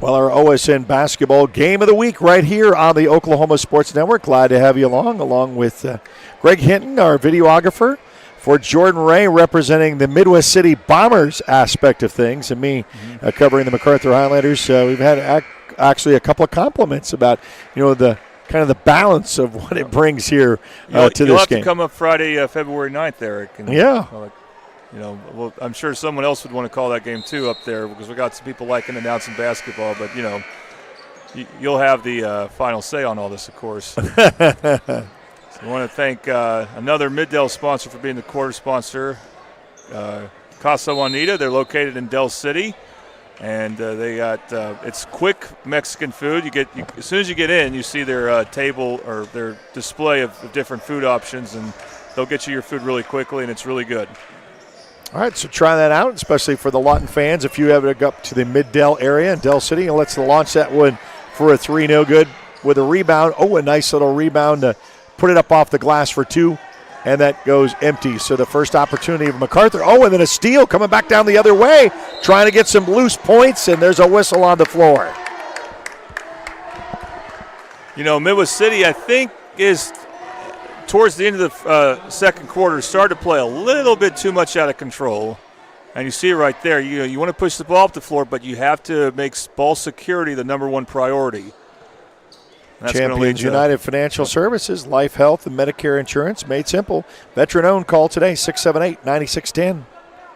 It's going to lead the free throws for Tykel Taylor, and he needs to get going. He's someone that Macarthur depends on for offense. Well, he gets the first one to go. It's only a sophomore. This is a good experience for him. I think he'll be really good against these type of teams in the years to come. But this last 2 games so far, now we've got another half to play, but the last 2 games have been a bit of a challenge for him. So an 18-point lead. It was a 20 at the half. Tries to go up strong and hard and gets that deflected. Fast break opportunity. Malone, a little bounce pass down underneath, and that's going to be loose and taken away with a steal coming back down the other way. Oh, and then tried to readjust, and he gets hammered trying to split the defenders. Midwest City in all black, Macarthur in their home whites. Macarthur had a chance to go on a really quick 4-0 run, but against the Bombers, you have to be really careful throwing a bounce pass. They just look to get their hands on that. There's Mark Jackson. That's how he started the first half. So now another ice tray 3-ball goes up and in for the Midwest City Bombers to bring it to 46. Bombers showing zone. Back up to a 21-point lead. Well, that kind of rims out. Oh, you hate that. Coach Gagliardi it's got that. Are you really kidding me? Man, just won't go in, huh?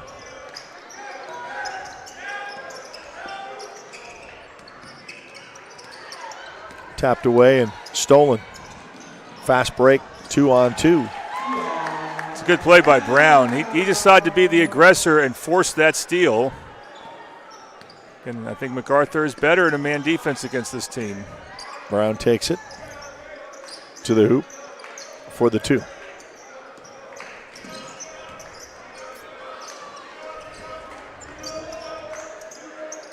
Let's this one sail for a 3. Back iron's no good. Loose ball picked up on the rebound for the Highlanders. Highlanders still playing aggressive, trying to see what they can do to start this second half. Waits for the defender to go by. Smart move. Yeah, MacArthur's getting a little more comfortable against the Bomber defense. They're starting to adjust to the speed properly.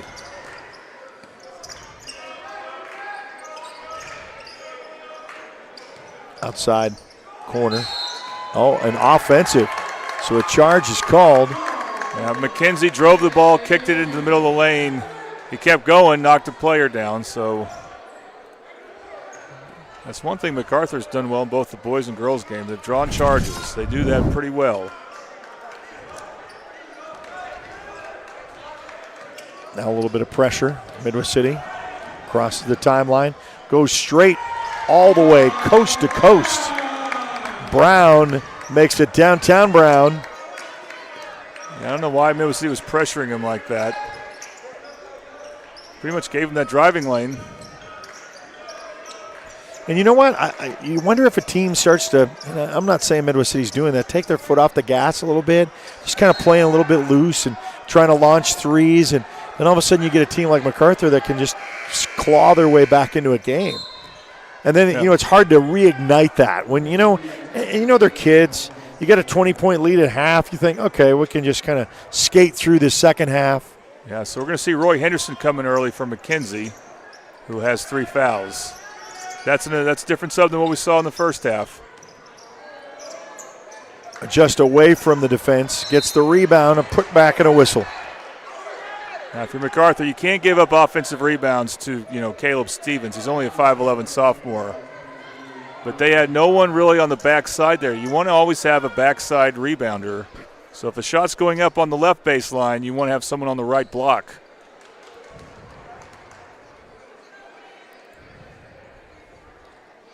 Shot up is up and in. And MacArthur's had a little bit of momentum here. So that's a big play for Stevens to get to the free throw line. Second shot, also good. Now they can set up their press. Make you pay at that line. MacArthur coming back down the other way. Stops, delivers, no good. Oh, man. A little bit of a Just run there. outran him. Yep. I think the frustrating thing for MacArthur, they got a good shot. You wanted to go, you will it in, and when you don't get it, it just becomes a little harder mentally to get back on defense.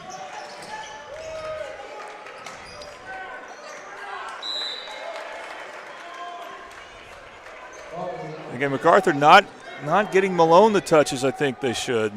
And he has a big advantage, and he's a very skilled player.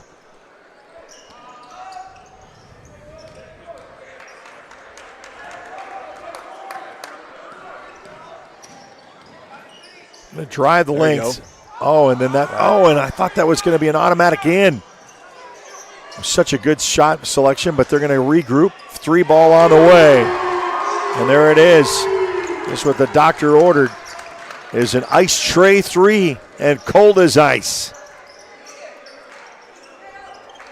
To bring it to 34. Ice Tray Barbershop. Ask yourself, why haven't you let Trey cut it? Your premier choice for barbering in Lawton and the surrounding area. MacArthur has got to think about Denson. You just can't leave him open like that. Whoever's defending him, you really can't help like you normally would. It's a good attack there by Coleman.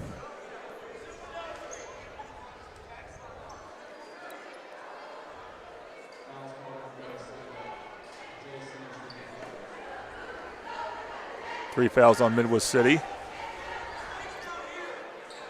This quarter, of course. So MacArthur might be getting to the bonus soon.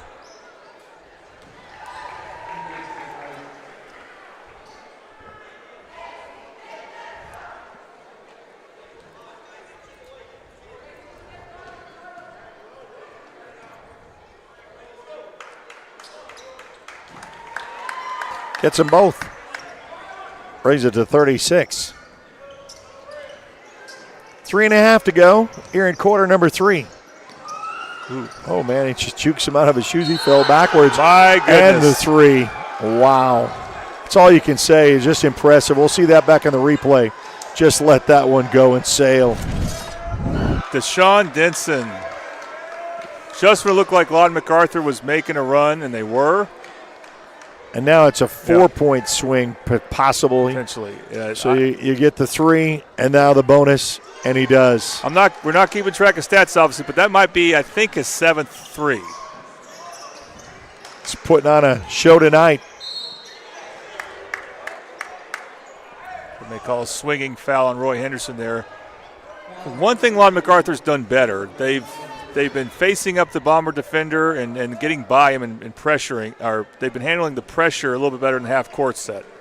So they're getting back to the free throw line because of that. The foul will actually be on Brian Williams. So Macarthur's not nearly as razzled on offense like they were in the first half, at least not yet. But they've gotten beat in transition, and then a heavy dose of Deshaun Denson right there, and they're still down 20. And they missed that free throw, so most important things, they have to figure out how they want to guard Denson. And Carl Sean Young, who's come back in, he needs to look for him if he has a chance to create.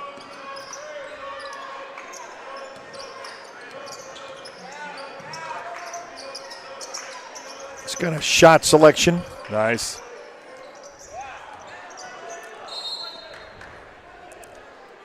Good high-low action, but Keelan Brown, who again looks a lot taller than 6'1", held his ground and blocked Mark Jackson's shot and made a good steal there. Coming back down the other end. Oh.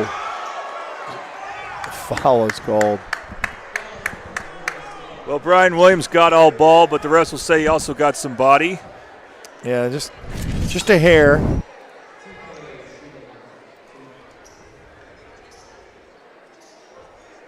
You know, in the first half, I'd say again, Midwest City looked like the much, much quicker team. Like anyone watching would say that. Not so this half. And so that's why you're seeing teams play about even this quarter. But Bombers have shot well enough from three-point range that hasn't allowed Macarthur to go on much of a run yet. And MacArthur's going to call another timeout. So they'll take it. We'll take it.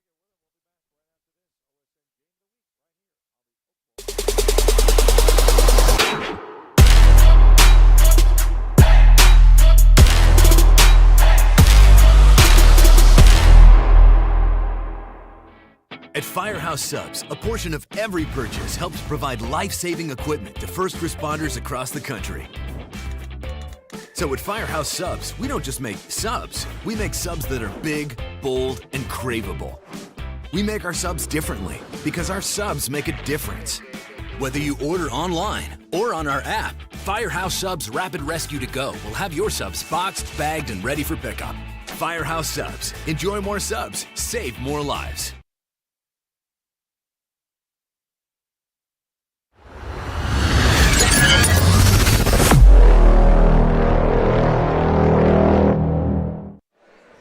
All right, back to after the timeout. So Coach Gagliardi calls a timeout while his team's shooting free throws, so we'll be interested to see what they set up on defense. Not a full court press, although they are going to deny Denson, understandably, so looks like a box and one. That is a different type of defense, so I can see why I call the timeout. Denson being shadowed by A.J. Vaughn. But they got other shooters like Carl Sean Young. Good leak out, though. Oh, nice trail. And A.J. Vaughn for the cleanup for the two. Still fighting is these Highlanders. Leads back down to 16. It was 20 at the half. Little floater. Off the mark. Here comes the Highlanders.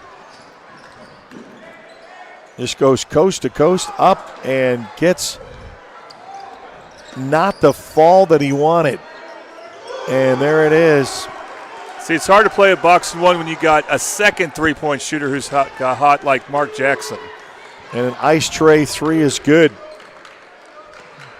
to bring Midwest City's lead back up to 60-41. Good Oh, that's a nice assist. Young. Yeah. He hasn't scored much, but he's had some good assists here this game. Putting a little bit of a clinic here.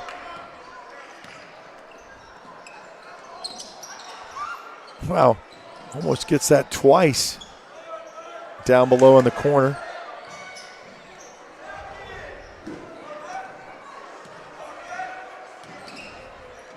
Gets stripped. Another good fast break opportunity, and there it is. What a bullet pass. And the connection is good for another two. What we like about that for Midwest City, your two leading scorers who didn't start, they got taken out starting lineup, Roy Henderson, Carl Sean Young, they're willing to come in the floor and onto the floor and do other things. Roy Henderson got the steal, and then Carl Sean Young got the nice assist there. 37 seconds left in the third quarter. Tipped out. Uh-oh. There it is. That is the hammer home with a slam. That's why he's going to Oklahoma State and commits before his junior year. Yeah, it's just special. Like I told you, I said, get to see it in person. Look at that defense on the other end of the court. Well, Macarthur's gassed now. Oh, misses the jam with 3 seconds. There it is at the buzzer and off the mark. 66-44 after 3. We'll be back with the fourth and final period right after this on the Oklahoma Sports Network.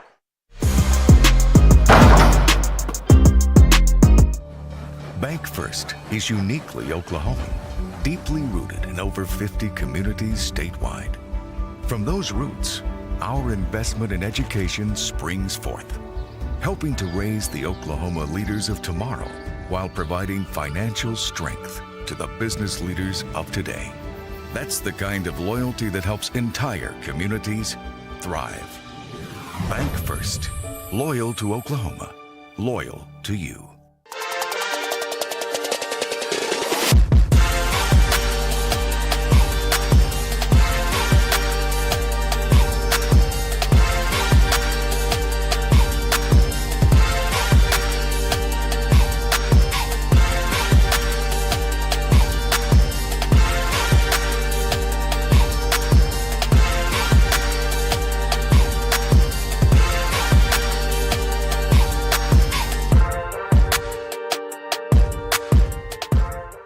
All right, so welcome back now to the fourth and final period of this contest.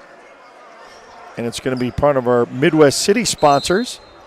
It's going to be Buffalo Wild Wings. Yeah, specifically the one in Del City who's doing a lot of fundraisers for Mid-Del sports teams who are in season right now. So we'll talk more about that.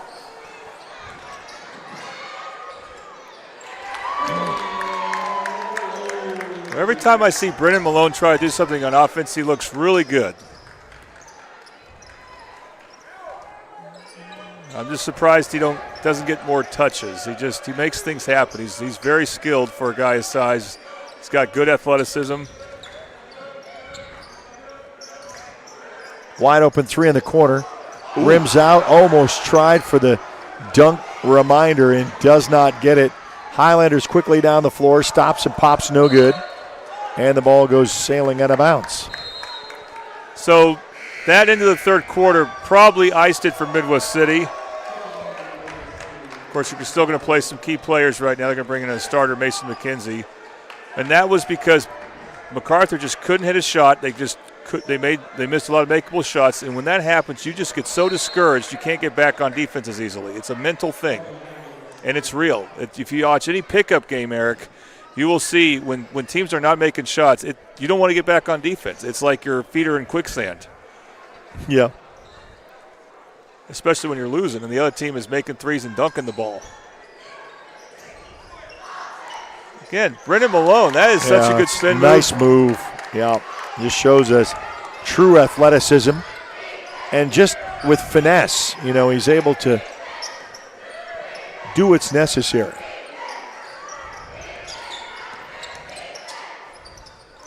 Nice play by Carlshon Young. And what he did good there, he drove towards Dinson's side because they're not going to help off Dinson because Dinson's made all those threes. And so he was able to get to the middle of the lane there, and it was just him and his defender. There was no help defender because, again, Dinson's man had to stay with him, and he hit a good shot there. Take it out from underneath.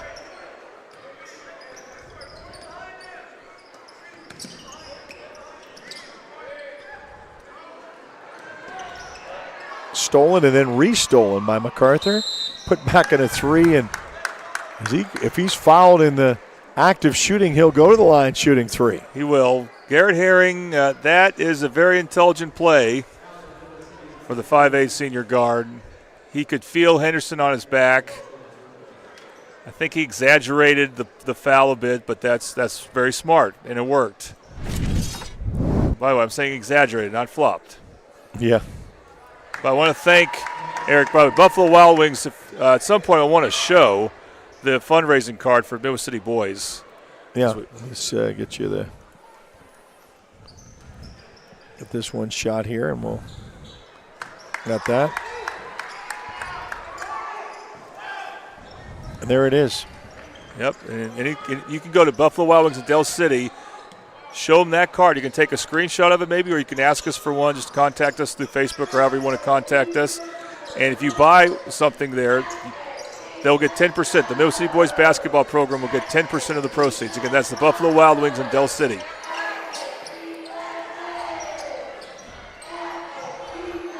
That will put back up off the glass with a trail. The trailer with the rebound to get the Highlanders another deuce. High up off the mark, and that's a nice shot. What makes it so nice is Henderson knew Brennan Malone was going to be right there, so he had to put some extra arc on his shot, and he did it very smoothly.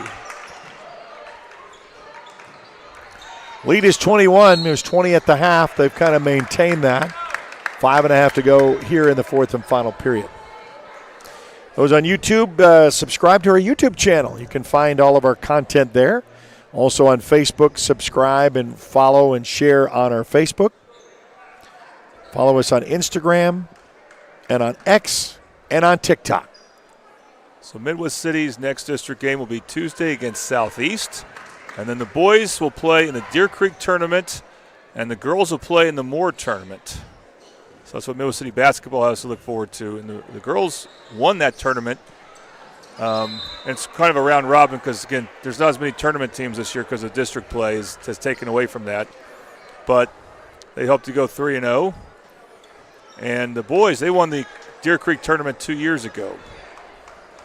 And if they can place a team like Deer Creek, because Deer Creek's a good 6A team, that will be a good matchup for them. 5.5 to go in this one. It's been all Midwest City.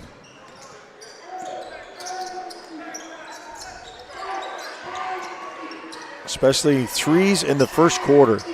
Almost loses his balance, has the ball with him. Lets that one set sail. No good.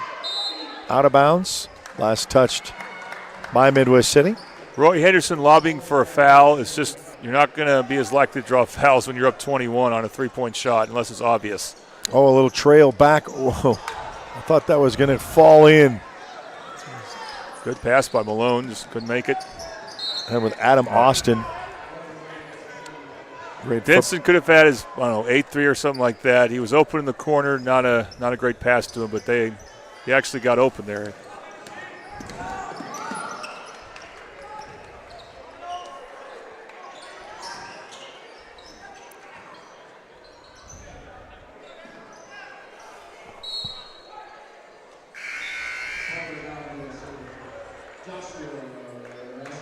By the way, Lawton Macarthur boys, Eric, when they play Lawton High, I guess that's not this Tuesday but the following Tuesday. Yes. That's a good matchup because Lawton High beat them, so that will be another tough regular season matchup. I think that'll be a good time to have that game, and after that, it'll be the second half of district play for them. Well, that definitely a foul Malone there. It's 12 fouling 12. Caleb Stevens, who's played well for Midwest City in the starting role, back on the floor. Fourth foul on Malone. And a timeout by Midwest City. I think it's their first timeout. So they'll take it. We'll take it with them. We'll be back right after this on the Oklahoma Sports Network. College is about more than just a degree. It's a journey that will shape your future and change your life. That's why MSU Texas provides a place to find your passion, To connect with others. and discover who you truly are. We're dedicated to providing a well-rounded education that prepares you for a variety of careers. You'll have everything you need to pursue your dreams at MSU Texas. Start your journey. For more information, visit msutexas.edu.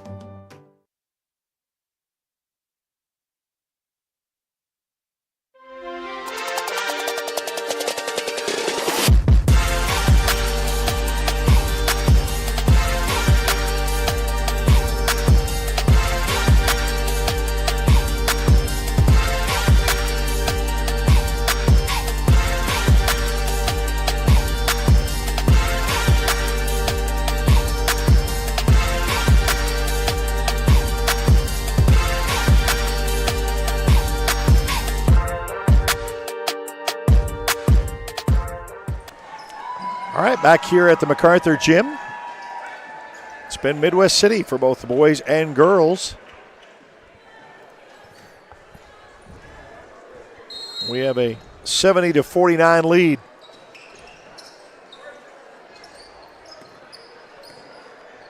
Alley-oop. Oh, and tried to slam that and missed that opportunity. Trying to go to Young. But Macarthur comes right back with a layup for two. Yeah, that was the play they called out of timeout. I think the pass needed to be a little higher there. Trying to time that out. Roy Henderson over dribbled there. Stripping and stolen. Coast to coast, and Young just slaps that out of bounds. That's really good to see from Carl Sean Young after the alley-oop didn't go well, that he protected the rim really well. Again, he's the tallest Midwest City player in the rotation, guys, so he needs to take on that defensive role, and he has tonight. Now he's guarding Macarthur Malone. inbounds. Malone tries to go up and around, and they're going to say whistle on the floor.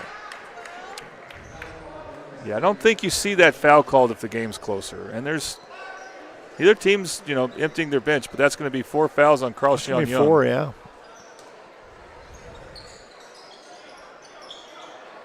A little alley-oop in. Up off the glass for 2 is good. Boy, he's had a nice game. Yeah, just if he could get a little bit of help. Yes. It's the thing. A little steal. There it is. Wait for him to trail back. Oh, and tipped away. And, he's Midwest City just still plays defense. Look at this. Yep. Where the miss and then the deflection off of that layup. Well, you can't take your foot off the pedal yet if you're Midwest City. So they have had some bad offensive possessions. It's real important right now. They don't turn the ball over on offense. Wide open 3 from the corner. Comes up empty. And Macarthur was about to make it a 15-point game. They missed a wide open layup, and they've just done that too many times this game. An opportunity to miss the 3 here. It was under the half mark. Call that on the floor. What if you're close for Coach Noel to say, look, let's not shoot threes? Right, well. They probably have the game in the bag, but still, for a coach anyway, it's a little too close for comfort to just shoot threes with this much time left when you can try to ice clock.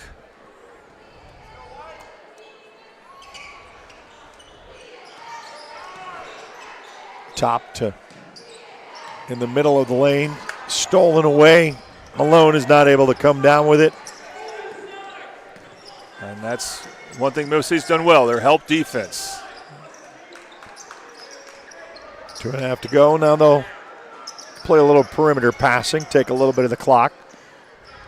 Coach is naming instructions, and I think he wants to try to, now they're going to trap him and, try to pick the pocket, but get the hand instead. Yeah, once Midwest City's, I think their coach gave him instructions on how he wants them to pass the ball around. Macarthur then went to a trap. Mark Jackson got trapped, tried to split the trap. I didn't think he had to there. Sometimes you need to do that. You should try to get the ball to Brian Williams.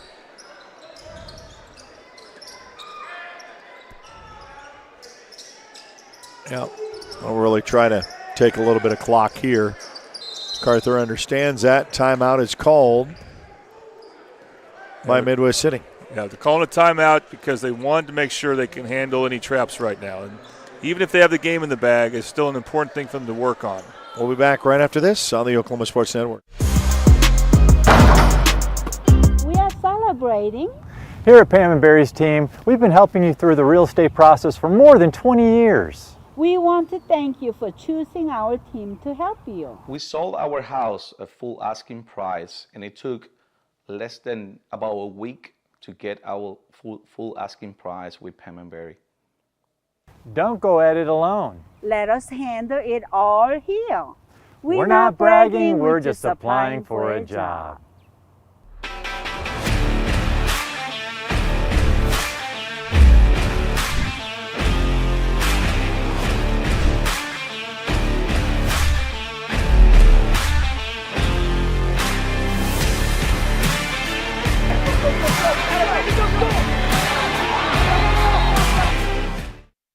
At the MAC Gym, hosting this doubleheader of Midwest City and the Bombers who come to town. And the girls winning pretty easily fashion in the first game. Same thing here for the boys. And they're trying to play keep away as much as possible and trying to force turnovers and a whistle. So I think if you're Coach Noel, you want them to get rid of that ball quicker against the trap. They need to find the open teammate a little quicker than what they're doing. Macarthur's trapping has actually been pretty good. I think now Coach Gagliardi told me he doesn't feel comfortable doing that against quick teams as much like Middle City and Del City, but they had to work it. Now they broke it. They quickly found the open guy, that being Mark Jackson, and now go to the free throw line.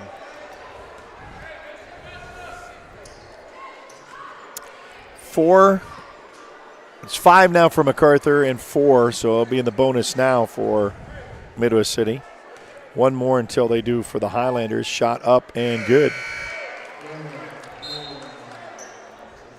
See, a lot of people watching basketball games in this situation would think, well, with no shot clock, shouldn't teams be emptying their bench now? But with coaches, they never feel like the team trailing is out of it until it has to be bigger than this or with less time.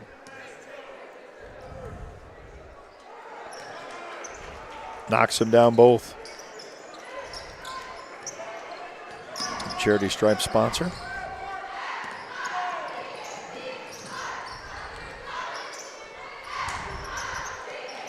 Trying to work that around for the open shot. Back out. Top of the key. Drives left.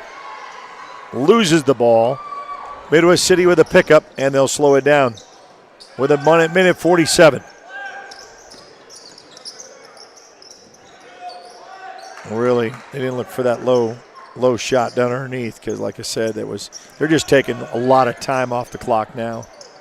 Play keep away, get out of with a minute or under a minute.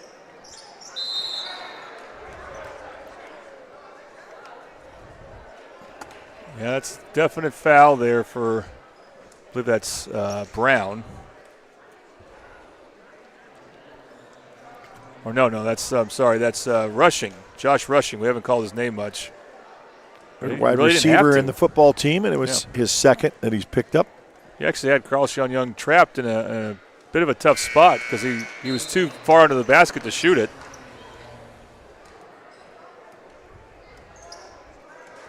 And look at that. Back to that 20-point lead. As the 20 points was at the half. Second shot is also good. Maybe now we'll start to see some new players. Minute 25 to go. Try to force feed that underneath, goes out of bounds. Last touch by Midwest City, so Macarthur will retain with 1:19 left to go. We'll have wrestling with a tournament tomorrow on the network up in the Mid-Dell area. We'll have all the Comanche County basketball tournament next week. Keep our eye on the weather, what that's going to do with precip and cold temperatures. Up, trying to put that up off the glass, no good. Whistle. Now we'll see the bench get emptied for Midwest City. Some new players. Glad to get a chance to come in. Coach Gagliardi will do the same. Yep, Edward Nevins, one of the players coming in from Midwest City. As well as Braden Dodu. I don't know, I hope I'm pronouncing his name right. Jacine Cole will come in for the Highlanders, along with Tristan Scott, a senior. So Brandon Dixon in for Midwest City.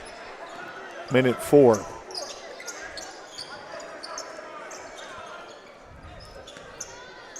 It's Anthony Dixon with the ball. I'm going to say travel took a little extra step. Yep. Fifth player for Midwest City, Keelan Jenkins, called for that travel.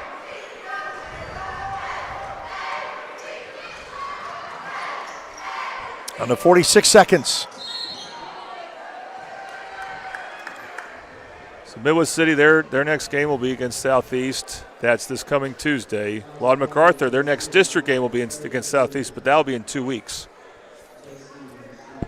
And then I mentioned that, that first leg of games between what I believe are the 3 top teams in this district for girls and boys. That's Lawton Macarthur, Del City, and Midwest City. Right now for girls, it looks like the pecking order currently is Midwest City, then Lawton Macarthur, then Del City.